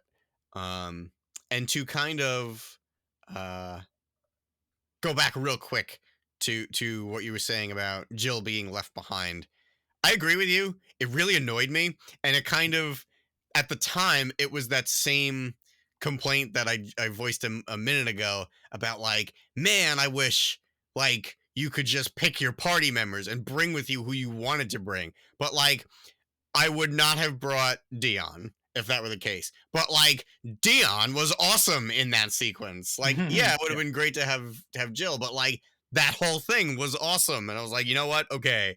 It sucks that Jill's not here, but whatever. Um, I also think a big part of that, and I feel like I've even said this to you before, we're getting two story DLCs for this game. yeah, I don't know when we're getting them, but they announced it recently that we are getting. And I assumed we were going to get DLC because these games always come with DLC. Um, so I am hoping it's because of, whatever happened, and Jill might not have made it back or whatever. And it's because, okay, now this DLC is going to be heavily involved with Jill, kind of going on, excuse me, whatever journey or like I don't know what to expect from the DLC, but I'm hoping it's a continuation and not just one of those um like mini prequel chapters or whatever. Like, no, I want to know what happens next in this story. I know enough is given to us where if we never got DLC, it's still satisfying. The story is told, but like when a game like this comes along and I just like love being in that world and love being with these characters, I want the next thing. I don't want to see like, oh, here's some little story in the middle that doesn't really affect the beginning or the middle of the game or whatever. That stuff is always kind of boring to me. That never really hits as strong as the stuff that's like, no, you did all these things, you worked really hard, you improved the world, now you get to see what happens next. That's the stuff that I love. Those are my favorite endings. Those are my favorite DLCs. Like, that's the stuff that, I don't know, that always makes me want to keep playing. That's the kind of stuff that like, oh yeah, I'll shell out another $20 for 5 more hours in this world. I'm not gonna do that if it's like, oh well, it's stuff that if I didn't play it, I'm not really getting too much more. Like, yeah, okay, maybe there'll be some context behind a character or whatever. Yeah, so that I guess that's my thought on the Jill stuff. Dude, I can't believe we didn't like touch on this that much. The sequences of said kaiju battles, the Acons, are insane. Like, Yeah. I was Yeah. so uninterested in like, oh, monsters fighting, okay, whatever. And like the intro to this game is literally the first one, right? It's Ifrit versus the Phoenix, and it's like, honestly, I don't know if I even would have gotten to the end of the demo if it didn't start out so bombastic, in your face, larger than life like that, because it was a little bit slow. The story did start very slow. Yeah. And like, but like once you had a taste of that, it's like, oh man, but there's gonna be more of this. All right, let's give it a chance. Let's see where it goes. And then by that point, like the story had me hooked, and I'm just like, well, holy crap, there's really, really fun gameplay. The story's really awesome. And dude, I think I messaged you. I mean, I messaged you many times during the course of my playthrough, but the times that I could not wait for this conversation to talk about this game with you was the Acon fight against Titan, and then the Acon fight against Bahamut. Or is it Bahamut? I don't know. I feel like everybody says Bahamut. Listen. I don't know. You're also saying icon, like you're saying Acon, but I think it's part of it's your accent. Hey, Yeah. Acon. Hey, yo. But yeah, I'm like, this is the thing about Final Fantasy words, is that it doesn't matter. Right. Well, Sid is Sid. It's nonsense.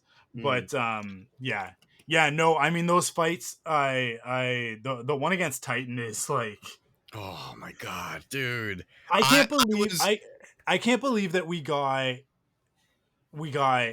Jedi Survivor, which has one of my favorite moments in video gaming of all time. The roller coaster in that one. Mm-hmm. I need to finish Tears of the Kingdom, but I know that it ends on a roller coaster battle as well. That's honestly, exactly what you're saying is how I'm feeling right now. I know I need to finish Tears of the Kingdom because I need to complete the Trinity for this year of over the top amazing sequences. Yes, that will be a quadrilogy because or a quartet, I guess, of Trinity to a quartet, because Spider-Man is going to have that in it. Like, there is going to be a sequence where you're playing as both Peter and Miles fighting against Venom, and it's going to be one of the greatest moments in video game history. Month away, man. That's unbelievable. I can't wait. But yeah, so I need to finish that, and then we get the fight with Titan. in this game that is just like, I mean, like, first off, the music, I talked about the music a lot, Yeah. right? The music Yeah. makes this total shift into heavy metal, but it's heavy metal with like these like Latin choir lyrics to it, Yeah. and I'm just like, this is where I know you were saying that like, this game doesn't really feel Final Fantasy to me. Mhm. That's Final Fantasy to me. Doing something that ballsy and that bold, but it feeling totally at home and making perfect sense in the context of this story is like, there are moments like that with the music in this game where like all of a sudden like it switches up to like this like lo-fi hip hop beat version of this other song, and you're like, I don't know why, but I like it. It's real good. Like, it's just the game just doesn't care. I said this to you repeatedly, especially like early on in the game. Every opportunity that they had, it's like I can't record an episode of a podcast without bringing up Rise of Skywalker. I always talk about Trost as like, every time they hit a fork in the road where they could do something interesting or something rote and boring, they did something rote and boring, right? That's like, you look at the concept art for Rise of Skywalker, like, grab that art book, crack it open, look at the costumes, look at so many things like story beats and stuff that they were going to do. Kylo Ren was going to find the Sith Wayfinder by talking to a giant Yeah. spider monster with a Yeah. baby on its head or something, or a giant Mhm. baby with a spider monster on its head. Like, they weren't even sure at that point which of those they were going to go with, but both would have been ridiculous. And then they actually shot it. They actually shot the giant baby with the monster on its head that like comes out of the water that like gives Kylo Ren the Sith Wayfinder. And instead of giving us that, they were like, he chops a bunch of guys down in a forest and then he opens a box and it's in there. Mm. There's some dust on it though. Oh boy, it's very exciting. And it's like, and then on top of it, it's like, where does that happen? Oh, it happens on Mustafar. Oh, you mean the lava planet, where Anakin and Vader, or where Anakin and Obi-Wan fight at the end of Didn't even Revenge of the look Sith? like Mustafar too. Like, It's like, I know it is, but like it did not even look like it. That's where that happens, but you guys never explain it to us. There's nothing to be like, hey, by the way, after the fall of the Empire and some other stuff happens, Mustafar actually starts to like heal. Like, the galaxy is healing with the dark side gone, with the Sith gone. But then you could have had like anyways, they could have, they everywhere that movie could have done, that story could have done something cool, it does something boring and rote instead. This game is like the antidote to that feeling for me, of like, every time they're like, I don't know, should we go hard again? Like, I don't understand why we wouldn't. It's like, but we've already introduced Sid.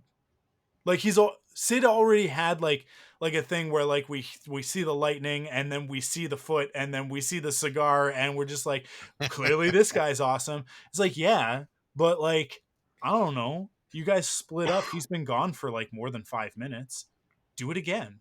Yeah. And so like the scene where the scene that really like introduces Gav as a main character, where he falls off the ledge or whatever, and like when when Sid comes in to save the day in that scene, it's like, hey, Clive is fine. Sid doesn't need to save the day. Like, Clive is plenty powerful to defeat these bad guys. It's fine.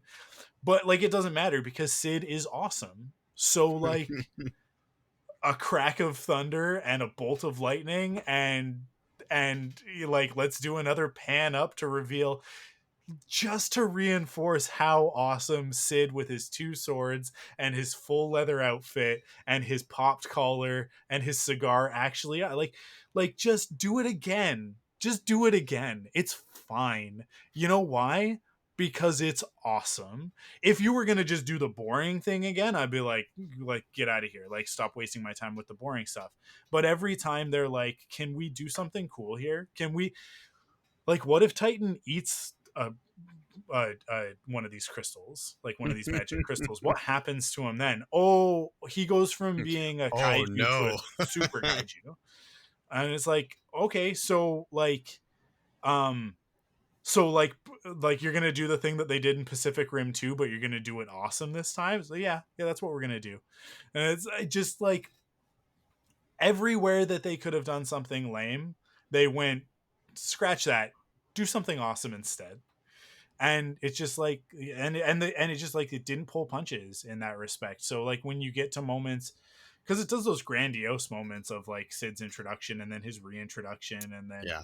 Ramu and like every time we meet an icon for the first time is the coolest thing ever, and it's an escalating thing as the game goes on, until the very end. And then like fighting Ultima is an incredible battle and with multiple stages, and it's all so good. But then when the game is like, hey, we also need to have a really, really important character moment, like this is really important for the story. I mean, like when Dion kills Olivier, it's like there's like legit emotions Mhm. in the game, right? Like it just, I don't know. Dion gets introduced and you're like, oh, he's gonna turn to our side for sure. That guy, there's no way that he doesn't end up. Yeah. He's a good guy, even though he's with the bad guys. He's a good guy, making it more complicated. Very Game of Thrones, which the whole game is inspired by Game of Thrones. Yeah. Um, Yeah. which, if you tell me, this is another place where I'm like, I can't believe this game is among my favorite video games of the year, among my favorite video games of all time. Um, because when you tell me it's like, well, we made a Final Fantasy, but like we made it more like Game of Thrones. Whoa, pretty cool. We use the F word and there's naked people. And it's like, that's not what makes Game of Thrones good, right? Like Game of Thrones was like, we're going to make this more like Game of Thrones, and the last 3 seasons are garbage as a result. Right? Because they're like, well, we heard you guys like Game of Thrones. And so they just made it more and more like Game of Thrones, to the point where you're like, this is just depressing torture porn. And you're like, there are dragons. It's like, yeah, sometimes, but they don't do anything. Like every 4 episodes, something interesting happens. Get out of my face. They went, no. We like the part of Game of Thrones where it's like there's really interesting characters and like these political threads that are throughout it, but also like it's not that important. The characters are what's important. The political threads are like informing some of their actions, but it's like you don't have to pay that much attention to it. But if you want to, here's a map. Here's a really cool way of us showing you what's happening in this world, so that you can like just graphically, like, as somebody who has done infographics in the past, it's like having an infographic, an interactive infographic in the game that updates basically in real time, and then having the codex be something that you can access at any point in any cutscene. Them looking at Amazon Prime and going like, yeah, X-ray mode, put it in the video game, so that you can just be like, wait, who is that guy? And then you hit a button and you're like, okay, cool, got it, back to the story. Yeah, I can't think of another game that's ever done something that. I mean, plenty of games have like codex type things, yeah, but like how all, seamless it yeah. was, and like in a cutscene, you can press the button and be like, "Oh, context, Listen, cool." every streaming service should have X-ray. I hate that it's stuck on Amazon Prime, because, or sorry, Prime Video, because Prime Video sucks as a streaming service. And also uh, all of these companies are the worst. We are now getting full confirmation of during the middle of this strike. They're just terrible. But Amazon is one of the worst, with just billions and billions of dollars in profit, and they pay their people absolutely nothing. So I hate that X-Ray is stuck on Prime. I really wish that all of the streaming services had that feature, so that I can just stop a movie at any point in time and go like, that's who that actor is. Okay, cool. And then move on with my life, right? That's who that character is. Whatever. This is the information that I need to know back into it. Certainly anything that is like a serialized story based show should have it. And all story-based video games should have this now. I should be able to pause the cutscene in any video game and be like, who is that guy? Yeah. Man, I love the Uncharted series, but there are so many throwaway characters in that franchise where I'm like, what's your deal again? You're a bad guy. I guess that's all I need to know, because like I'm supposed to care about what you're saying right now, but I don't. Can I get back to climbing up this train? Um, but yeah, like I wish that I could pause those games and be like, that's right, you're that guy, and this is your relation to those people. So the fact that they put it in here, it's like there were so many times where I stopped and went, oh, okay, yeah, that's right, that's who that is. Because you're playing, it's a game that you play over 40 hours in like 1 and 2 hour chunks, right? Like it's gonna take you a month to finish the game. I especially if you're going to do all of the side quests and make Mhm. sure that you have the best equipment for the end of the game and all of that stuff like I do. So yeah, I mean, I played this game to the hilt, dude. Like I did everything but platinum it, and that's one of the only reasons that I'm like maybe I do need to go back, because I could platinum this game. I just need to read some guides and figure out like what are the things that I need to do. Mhm. But yeah, and that's why I'm like, should I do a stream? Should I stream this game, New Game Plus, with the new outfit and weapon transmog, and go back through it? And you know what? I mean, I'm probably gonna do that. I just don't know if I'm gonna stream it. But anyways, yeah, you go again. I jumped in and just Well, went on another. yeah, I actually kind of have something to roll right into, right from what you just said. This is the first game in like, I don't know, maybe 5 years that I've done everything I can think of that I wanted to do. Every single side. I can't remember the last game I played where I did every single side quest that I could find and actively kept looking for more. And like you and I have kind of complained a little bit, but like in like a jokey way, that like this game's pacing in terms of side quests, the way it kind of releases the side quest to you, is a little bit silly. Um, like the fact that we will play. I feel like I couldn't find enough side quests through the whole game, and then the last few missions, every time you did a story mission, they were like 10 new side quests. It's like Yeah, I was literally about to go beat the game, but oh, here's this really important side quest with Jill to make her tell you that she loves you, and like you kiss her, and like I don't maybe I don't remember if that's exactly what it was, because remember the one of those was the beach scene, and then the other one was the side quest where they're in that little field of flowers that she liked. Um, yeah. There's the beach scene where they get naked and huddle yeah, together, where you're like, okay, so this is a thing now, but there's sort of like a nobody's around, like this is just between you and me sort of thing. hmm And that, but then there's the side quest later on the side of the cliff where it's like, no, this was not just like a hey, we might die, let's hook up hmm sort of thing. Like no, I love you and you love me, and that's how it's always been yeah, sort of thing. Is like, even though we never talk about it, but now we're together, like hmm that. If you didn't play that side quest, you just be like, oh, okay, so those protagonists hook up, and then she's sad when he dies, but yeah. like whatever. But if you play that side quest, you're like, no, that's like the love of her life, Yeah, like that. this is a big deal. Yeah, which like I think I agree with you. It's like the DLC better be Jill's story afterwards to I find out hope like so, man. how does she manage that and move forward and all of that. But yeah, I if you didn't play that, then Jill really doesn't have a story. Like that one side Yeah, quest is like the yeah. crux of her story with you. I There's that, and then there's like when you go to the to destroy that second Mother Crystal, she's like, I'm gonna murder their king. Are you cool with mm, that? And you're like, okay, whatever you need to do, I support you. It's so good. I love I that. He's like, I I don't care. I'm gonna murder him.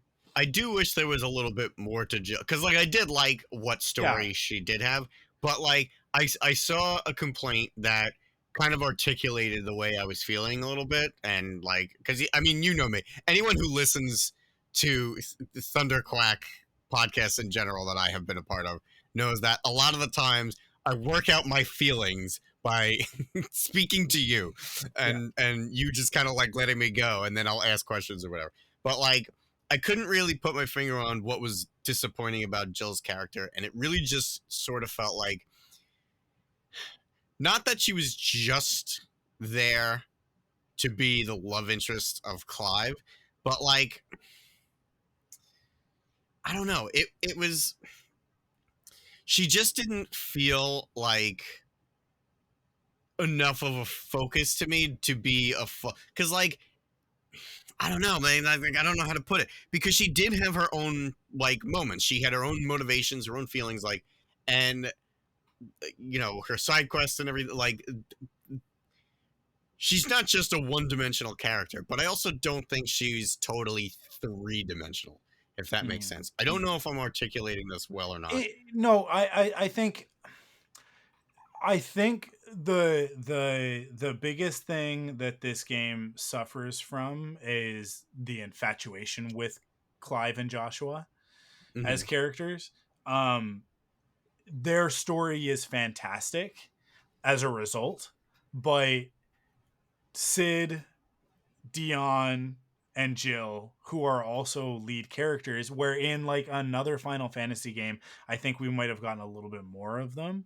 In this one, there is, I think what it comes down to is that they are often window dressing in gameplay, right? So because of that, it's like, when I play Final Fantasy X, Selphie doesn't really have that much more of a story than Sid or Dion, right? Like, not really.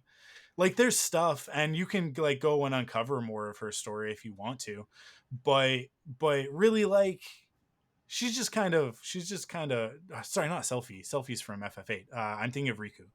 Okay, yeah, right. Riku's just kind of like, she's there and she's fun, but you make choices with her during the game, and she like she serves a purpose in your party that another character doesn't serve, right? And so like, and you're swapping out her weapons, and like, like, and then obviously 10-2 develops her character even more and everything, but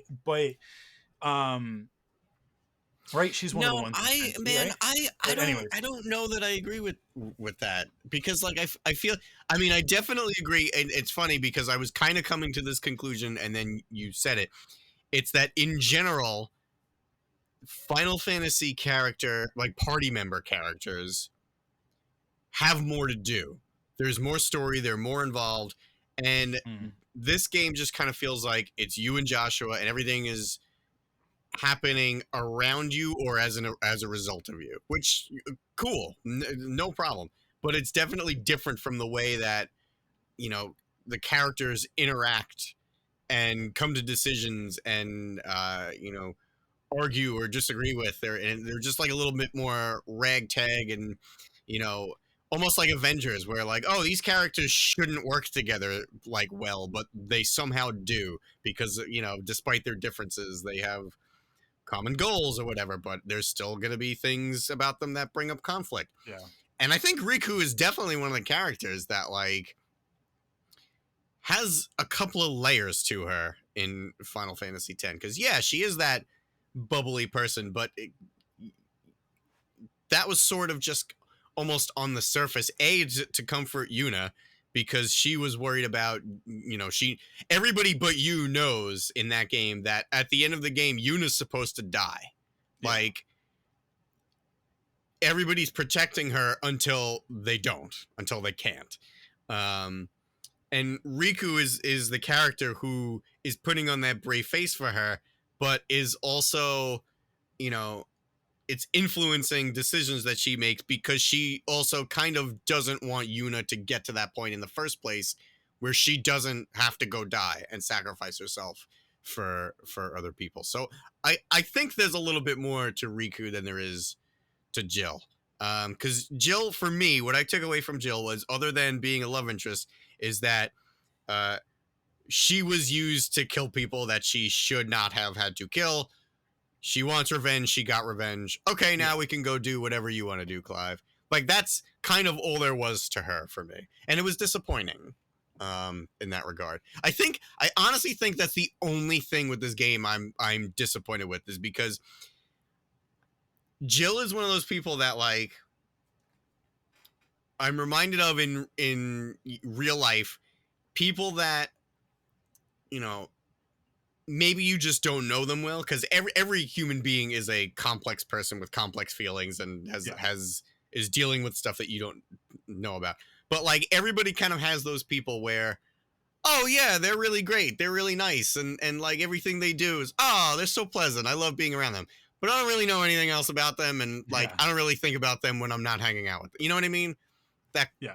that kind of thing. That's what Jill reminded me of. Someone that I enjoy being around, but because I don't really know too much about her, I'm not thinking about her later. And that bummed me out, considering she's like the love interest and she's technically a main character. She's, you know, the secondary character, obviously, but like she's in the entire game from start to finish. Like I feel like I should know more about her. So I don't know.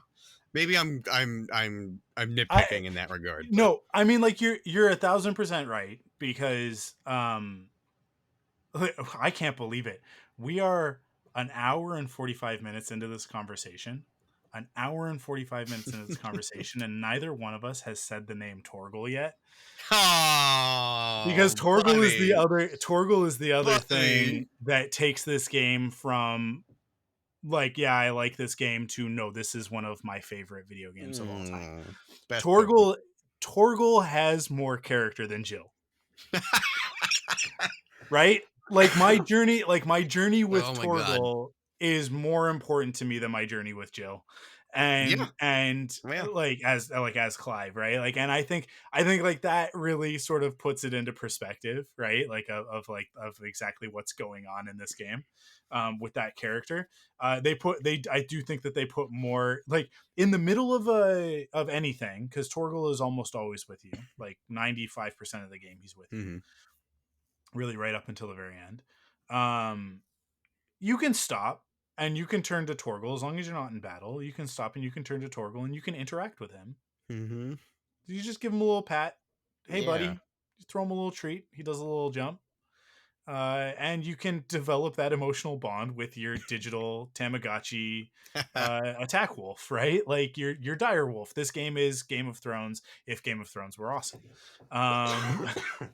Because Torgal midway through the game goes like, I'm not just a giant dog, I also have superpowers. Yeah. I'm a frost I'm Fenris. Oh, okay. Yeah, and you're like, I am also a summon. Anyways. Yeah, like you like Torgal's moment, which is that moment where he jumps out and he saves Jill, right, is a bigger moment than Jill's moment, which is when she deals with, I don't even remember the guy that she kills, right? Like I can tell you I can tell you everybody else, Kupka and Dion and you know, the Emperor of Sambrek and it's not Balthasar, Barnabas. Right, like all of these other characters, like they're like, I can tell you about all these other moments, and it's like I don't remember, like I vaguely remember that part of the story. That to me is like actually like sort of because you go to Sambrek and you take out that first Mother Crystal, and then and in doing that, Sid sacrifices himself, and then the next Mother Crystal that you're going to take out is this other one, is this one with that's connected to Jill's story. And when you go to do that, it's like, okay, we're just going to do the first mission again, right? It's like, because there's sort of like the intro to the game, and then which is like that demo part that I talked about, and then there's like getting the band back together part of like finding Jill, which is like the next thing that happens, and then Sid, and then you know and then you fight the first icon that you fight, Guardia, something like that. The Wind Lady, yeah. Benedicta's, right? Benedicta is the character, so like you do all that stuff, but then the first official mission is like, let's go take out Sambrek, and then the second one is like, okay, Sid's been dead for 5 years, now we're gonna go do it again, sort of thing, right? so it to me it was like, oh, okay, so is this going to be the game? Is this like the game is going to be we just go from place to place until we've taken out all of these mother crystals, and then after that one is when the story picks back up again, like when Kupka comes into it, and you're like, oh no, like there's more, like this is much more interesting, right? Mhm. So yeah, like so that second mother crystal, which is her story, is sort of like the dullest part of the game as well, which is like it kind of sucks that that's the case, right? But anyways, it's Yeah. and Torgal steals the show in that sequence, right? Because that's when we get the reveal that he has superpowers. It's like so her whole storyline is kind of upstaged by a dog, and then she doesn't really get to do very much because from then on out it's like, okay, so the Kupka thing Clive does by himself, right? Like he runs off on Right. his own Yeah. to do, and then after that Joshua shows up, and so once Joshua's Right. back in the story, it's the Clive and Joshua show, right? So it's like at that point she just kind of takes the backseat until you get towards the end of the game, and then you get your moment with her, and then the side quest.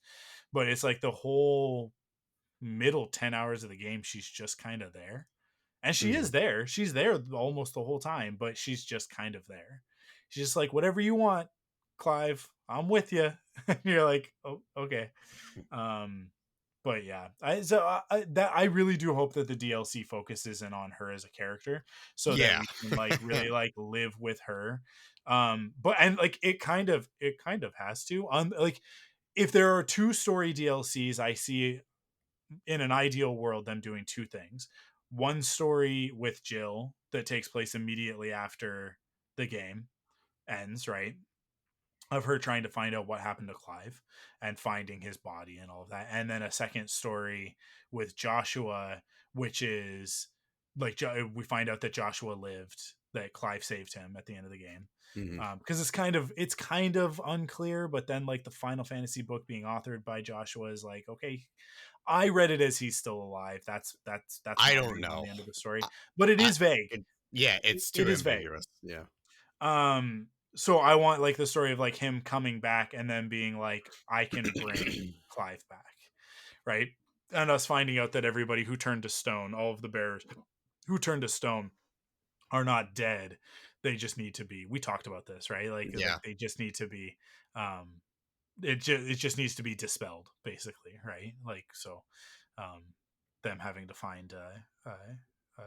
Is it the Let soft me tell. feather? Is that what we determined it was, or Oh, soft sand or something? I can't remember. It's something. yeah. There's an item in Final Yeah. Fantasy that Yeah. that cures stone. That cures Petrification. Yeah. petrification. But Dude, I if that's how the perfect ending. Perfect ending to me mhm, if they actually do that, because like I I'm a sucker. Like I want my happy ending. yeah, Like I hate that right now Clive is probably dead. yeah. Um, but I worry that the DLC will be what you said you're I worried it will be, really don't which is want that it to it's like, be. Oh god, I hate that stuff. hey, remember those 5 years in between this and that, and then the other 5 years between this and that, because there are two 5 year time jumps in the game. If they're like, here's what Clive was doing during those two 5 year Oh time jumps, and god, they're I don't like, care. well, then why wasn't that just in the game? Yeah, I don't Right? care about that kind Like of stuff. if it was if you felt the need to skip over it to get to the next good story part, I always say this about Shadows of the Empire, right? And like what Disney has done with Star Wars, with the Marvel comics, the Star Wars Marvel comics, the mainline Star Wars title, where they're like, and then all of this awesome stuff happens between A New Hope and Empire Strikes Back. I'm like, if a bunch of awesome stuff happened between A New Hope and Empire Strikes Back, there'd be a movie. Like George would have told that story. He would have told that story. There'd be a I don't movie, care. I or he love would have made an Shadows of the animated Empire. series. No, I know everybody loves Shadows of the I Empire. don't Shadows of the care. Empire, Shadows is fine, but it's like, but what they do in the comic books, I always make fun of it, because it's like, and then immediately after A New Hope, Luke fights Darth Vader, and he's on a speeder bike, and they have a lightsaber battle, and then he leaves there and he fights Boba Fett, and he wins, and it's like, none of that happened. None of that happened, because in the next movie, Luke's like, I don't know. I'm looking for life on this ice ball, and you're like, you're a little dork. You're a little dorky dork. Like, not, I'm a Jedi now. And he's like, no, you're not. And then he goes to find Yoda, and he's like, I'm looking for a great warrior. You don't know anything about anything. Like, Luke, you don't know anything about literally anything. So don't tell me that, like, Luke went on all of these adventures and he went to 15 different Jedi temples and he found a lightsaber and he found out how to Yeah, use a lightsaber and that he stuff's does silly. this. And it's like, none of that happened. And you know why none of that happened? Because if it did, then then that story would have been told. Um, it's Splinter of the Mind's Eye, which is, I guess even in Splinter of the Mind's Eye, they have a lightsaber fight, don't they? But anyways, yeah, no, none of that happens. None of it happens. They just relocate to Hoth. That's what happens. Um, so yeah, like don't make me spend 5 years, like time in the 5 years that you thought was too boring to be in the original story. Like, I don't know, could be wrong though. Maybe they'll do something really cool. But I really hope that it's like play as these other characters. That makes it make sense of like, here are two more story beats, and these two other story beats are from the perspectives of other characters. Yeah. And like play as them, and here's how they're a little bit different, which is what they've done. They did a lot of that with the Kingdom Hearts 3 DLC. There's like, hey, you know how there's all of this stuff going on? Well, here's DLC where you play as another character and get another perspective on things. So um I based on that, hopefully that's the case, but I guess we'll have to wait and see. I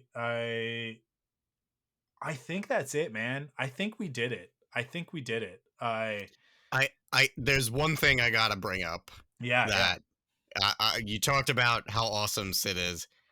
Sid is so cool, and this is I am stealing this from the plot summary video that you had sent me, because we Yeah. did a little refresher since it's been a few months since we finished. Um, Sid is so cool that when he dies, the next coolest person in line gets Sid's name as a title. Yeah. Yeah. Oh, okay. Well, you're Sid now, but you're not as cool as Sid, but like you're the next Sid. That's like, oh, okay. And that was so confusing to me in the first like few times I heard. I was like, why is everybody calling him Sid? This makes no sense. Yeah. What is? Did he Oh, I love inherit it. something? Yeah. Is Sid's name actually Sid, or is he just like the last Sid and now we're the new Sid? Like it was. It took a minute to really like Yeah. register what was actually going on, but like that's how cool Sid is that the world was not ready to say goodbye to him. That the next cool guy in charge is going to be Sid now. Okay. I do just want to, on that note of like how rad Sid is and how great this game is in general, I would just want to shout out the voice cast, the Oh English voice cast. man.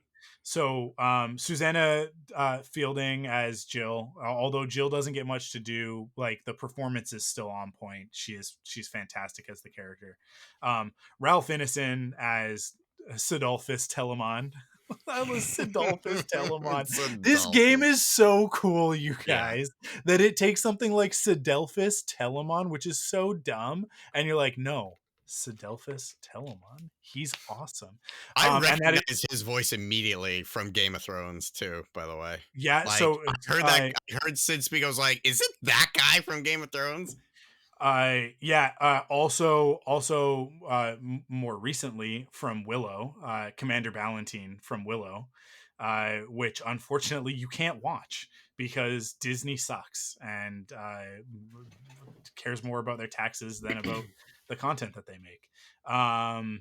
Let's see. Alex Lanipkin as Hugo Kupka, so good, so good.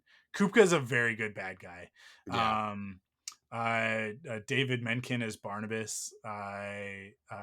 Let's see who else in here needs a shout out. And don't worry, because I'm leaving the best for last. Christopher York as Gav. Listen, Gav should be Oh, that lame. was awesome. Gav, when you're first introduced to him, you're like, oh, this is I don't need to even remember this character. Gav, by the end of the game, you're like, Gav's the dude. Like, I mean, like at the end of the game, because like as everything's ending, and Clive is like, when I go, like, there's a good chance that we don't come back from this. Yeah. You're Sid. Like, if I don't come back, you're Sid now. And you're like, by the end of the game, like Gav has absolutely earned that. And you're Hmm. just, yeah, man, so good. So good. Katie Clarkson Hill is Mid, another great character. Mid's such a Yeah. good character. Mid, the daughter of Sid. She's not Mid at all. Yeah, Harpocrates, Edmund Dane as Harpocrates. Harpocrates is such a great character. That is cool. But listen, everybody in this game is great. The whole voice cast is really great. I even like the secondary characters like Blackthorn and is Blackthorn? Yeah, um the blacksmith, right? Like there's all these characters that are just kind of around, and everybody does a great job. But Ben Starr is like, this dude has a future. I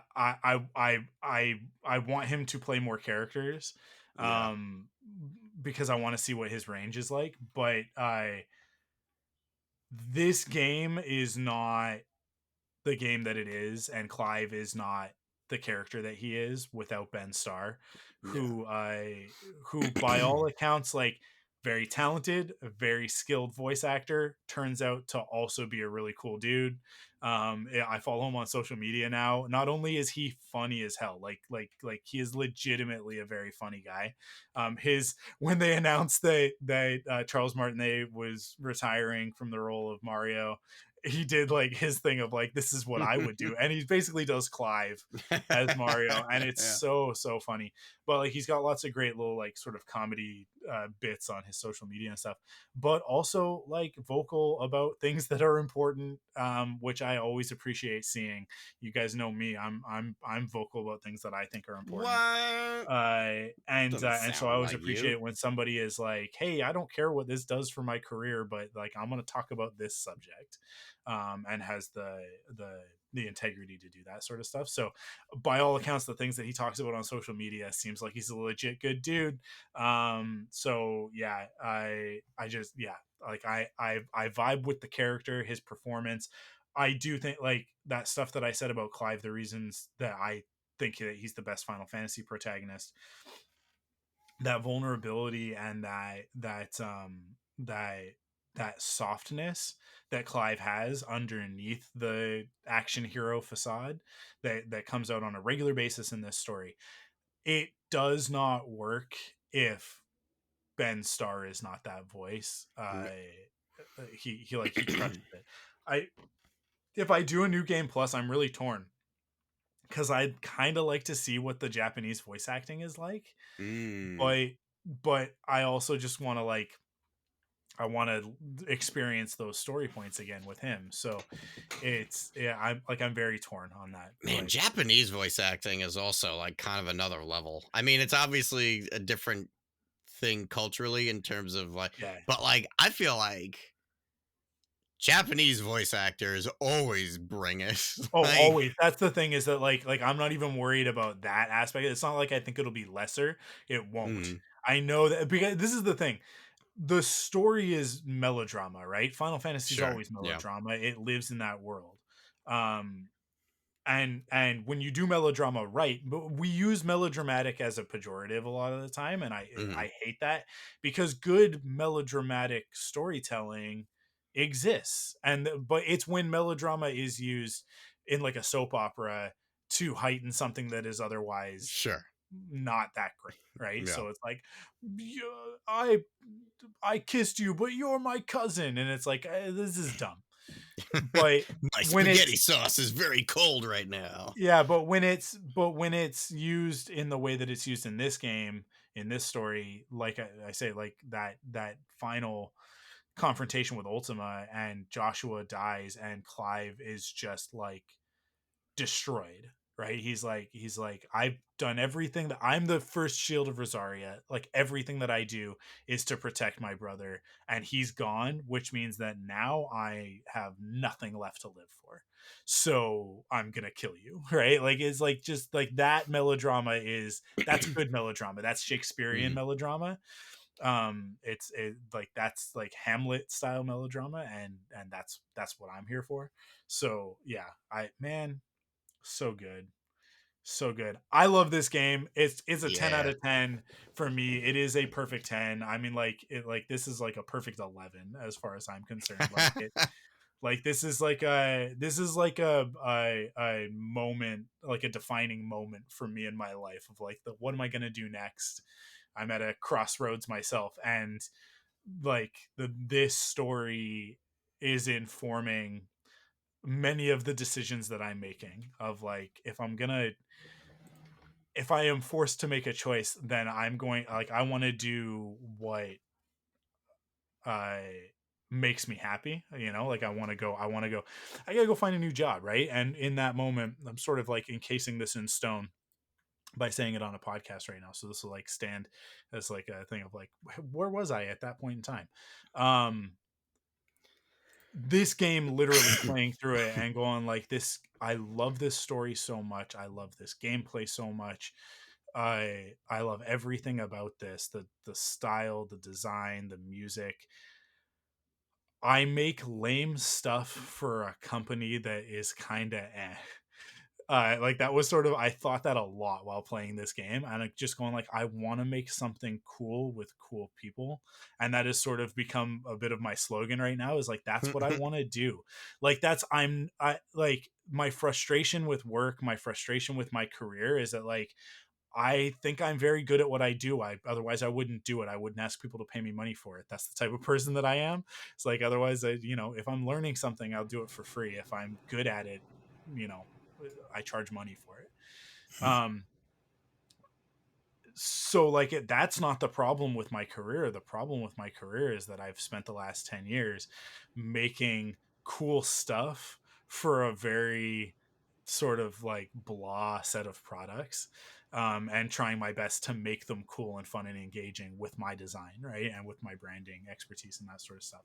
Now I want to turn around and I want to take that skill and I want to apply it to something that is likewise as cool, and I want to make something that matters to people. Like I want something that I make to hit people the way that this game hit me, right? Hmm. Like that, and that was in the midst of like getting laid off is not fun. It's a person telling you like it's not that you did something wrong, you're not being fired. We just don't think that what you're doing is of enough benefit to continue paying you. So Mm. we're gonna it's not that we're gonna find somebody better at what you're doing. We're literally not going to do that anymore as a company. That's what we've decided. Like what you do is literally not important enough to us. And this is not, I'm not being specific about the job that I just got laid off from. This is what a layoff is in general, especially Yeah. if you are a person in a creative field that gets laid off. That's the message that you're being sent is like, listen, you're really good. And this is what everybody said to me in like my last days at my job is like, you're really, really good at this. And we appreciate everything that you've done and we're going to miss you. But like, we just don't want to pay you anymore. We're going to take that money and we're going to spend it on other stuff. And it's like, it just like that sucks. So it's like, and spending 10 years building something at a company and then being like, going out on that note is such a bummer that like the playing this game and having the experience that I had with it and then like going into that feeling, the only thing I think that pulled me out of that immediately, like so that I didn't, the last time I got laid off I was like depressed for weeks. That hasn't happened this time, and I blame that on this game because coming out of this game I was like literally, because it was literally the night before, right? I was like, I need to do something else. Like Mm. I like even going into that meeting knowing that like this is one of the potential things that's going to happen to me, I was like, well, whatever, because like I'm kind of sick of it anyways, right? Like I'm kind of sick of wasting my talent and time on something that people are only ever gonna, at the best, they're gonna be like, yeah, it's an interesting news site. Yeah, it's an interesting data application, Mhm. right? Like I want to make something that is actually going to change a person's life in the way that video games, movies, comic books, whatever have changed mine. Um so it is not hyperbole to say that like this game saved me from an uncertain fate. Aw. It literally like has kept me on a path of like, and like I've had some pretty bad moments in the last 4 weeks since getting laid off of like, because the market's not great. The job market is not great right now, so there's a lot of uncertainty in my future. But at the same time, I just like I literally will put on the music from this game and be like, it doesn't matter, because as awesome as Clive is in this game, that's how good I am at what I do. So like Mm. and like it doesn't matter if that's true. Like this isn't arrogance, right? This is the sort of attitude when you're a creative that you have to have in order to be successful. I know that, Joe, you totally understand where I'm coming from on this. It's like Fake it to make it. Yeah. yeah, exactly. It's like you have to have the attitude that the art that you create is awesome, because if you don't, what the hell are you doing? Why? It's if you Why don't are you place the even bothering? value on what you do, other people aren't going to. Exactly. So you have to go into every interaction with the attitude of like, listen, I'm the best there is at what I do. There is no one better. And that's not, it's not true. I know that there are people that are better than me, but I have to wake up every morning, look in the mirror, and tell myself that, right? I just have to like scream that at Yeah. myself. And You got to have that confidence. Yeah. yeah, and this story is like I am using it and projecting it onto my own journey and using the music, because the music is so damn good, you guys. Even if you're not going to play the game and you just like, this is the only interaction you're going to have with Final Fantasy 16 is just listening to us talk about it on this podcast. I know that there are listeners that will be the case, because there are some of you that just listen to every episode of Perfect 10 regardless of the topic, right? And we love you guys. If you're going to interact with nothing else, go listen to the music. As a matter of fact, on the Discord, after I post this episode, I will put together a YouTube playlist of what I think are the best pieces of music from the game Oh, for you to go awesome. listen to, because like it is. Talk about this with Star Wars. I'm like breaking down right now. I'm like having an emotional moment, because Aw. I didn't like Star Wars, and then there was a road trip where I'd listened to every other cassette tape. This is how long ago it was. Every other cassette tape in the back seat on my Walkman, um, and I picked up, there was the Star Wars soundtrack. I don't know why, it was just there. It was amongst the other cassette tapes that were just in the car, right? I'd listened to everything else that I wanted to, and so I put the Star Wars soundtrack into my Walkman and hit play, and fell in love with the music before I fell in love with Star Wars.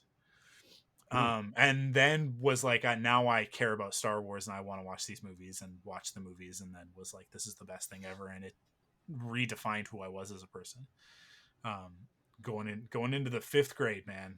So, I will never forget that. The music in this game is similarly impactful for me. I love Final Fantasy music from all of the games. This soundtrack is, I think, and I mean, I know I've said it about everything in this game, but like, I just think that this soundtrack takes everything about Final Fantasy and just cranks it up and just pushes it even further. And so for me, this music is so special to me, and might go down as one of my favorite soundtracks of all time. I mean, in the moment right now, it feels that way, that it is one of my favorite video game soundtracks of Phew. all time. Maybe just one of my favorite soundtracks of all time. Like, this music is just so good. How do you really feel? So yeah, so I will put that together for you guys to listen to. So join us over on the Discord for that. Anything else that you need to say in closing? I am very happy I played this game. Yeah. Yeah, it's just and that's the thing. That's what when I started when I had to come up with new podcasts because the other ones all kind of like all disappeared, all dried up all at once. It was like, okay, what am I gonna do? Like, what do I want to devote my time to? And I immediately thought of the things about podcasting that I don't like, which is like I hate it when we get into like a negativity spiral. You saw me do it a little bit with Rise, right? Like I started talking about Rise of Skywalker and I started going into it, and then I was like, no, stop, pull out, pull out. Like that's not what we're here for. The point of Perfect 10, of the term when I coined it on Twitter for myself, right? And other people have said Perfect 10 before, but like what it means to me, and when I say Perfect 10, when I coin that phrase, it is like it's about finding joy, right? It's about seeking joy, which is a thing that Marie Claire on What the Force says all the time. Um, and then Force Perspectives was similarly about like, let's pull out a Star Wars, like the things that we love. I'm tired of talking about the things that we're mad about. Everybody wants to talk about the things that they're mad about in Star Wars. Mm. Like, I just want to talk about the things that bring us joy, the things that bring us happiness. And this game, I think for you and I, we had this similar journey of it, of like it was just this, it even better than finding something that makes us happy. It was finding something, it was finding joy in an unexpected place Yeah, for yeah, both of for us. And I sure. think Yeah. that's why you and I, like, we really meshed on this one in particular. Because like you and I, like we agree on a lot of stuff, and we get along in terms of like our pop culture ideologies and that sort of thing for the most part. But you know, like we'll talk about it on Forced Perspectives. Like you feel a certain way about an episode, and then I'll feel another way, and we, it's not conflict, but we just have different opinions, right? We're looking for Mhm. different things. Um, but with this one, it was like we both, neither one of us knew that we were looking for this game, and Yeah, then it came and it yeah. presented itself to us, sort of like in a very pure form. And I like that, to me, is why it can just immediately go to the front of the line. Like Sure. like Yeah. it was like, we need to podcast about this game, and I was like, is it a perfect 10? I don't know. Like it seems like recency bias alone should disqualify it for that sort of a moniker. And I was like, no, man. It's every once in a while you get an instant. You just get an instant where you just know that, like, because a perfect 10 is not about an objective review score. It is about a feeling. Mhm. It is 100% a feeling, and that feeling is joy, right? And like it's that happiness, and that's exactly what this was. So I've beaten, let's say, 1, 2, 3, 4, 5, 6, 7, 8, 9, 10 games since beating Final Fantasy 16. So it's been a few months since we did it. I had time to marinate, and yeah, like I said, I've played, beaten. What did I say? How many games? 10, I don't 11? know, like about 10 games. Yeah, 10 games. Yeah, and like I'm still thinking about Final Fantasy 16. yeah, You know what I yeah, mean? yeah. No, it's gonna it is like the other Final Fantasy games that you and I hold in high regard. This one is going to stick, Yeah, right? Like yeah, for sure.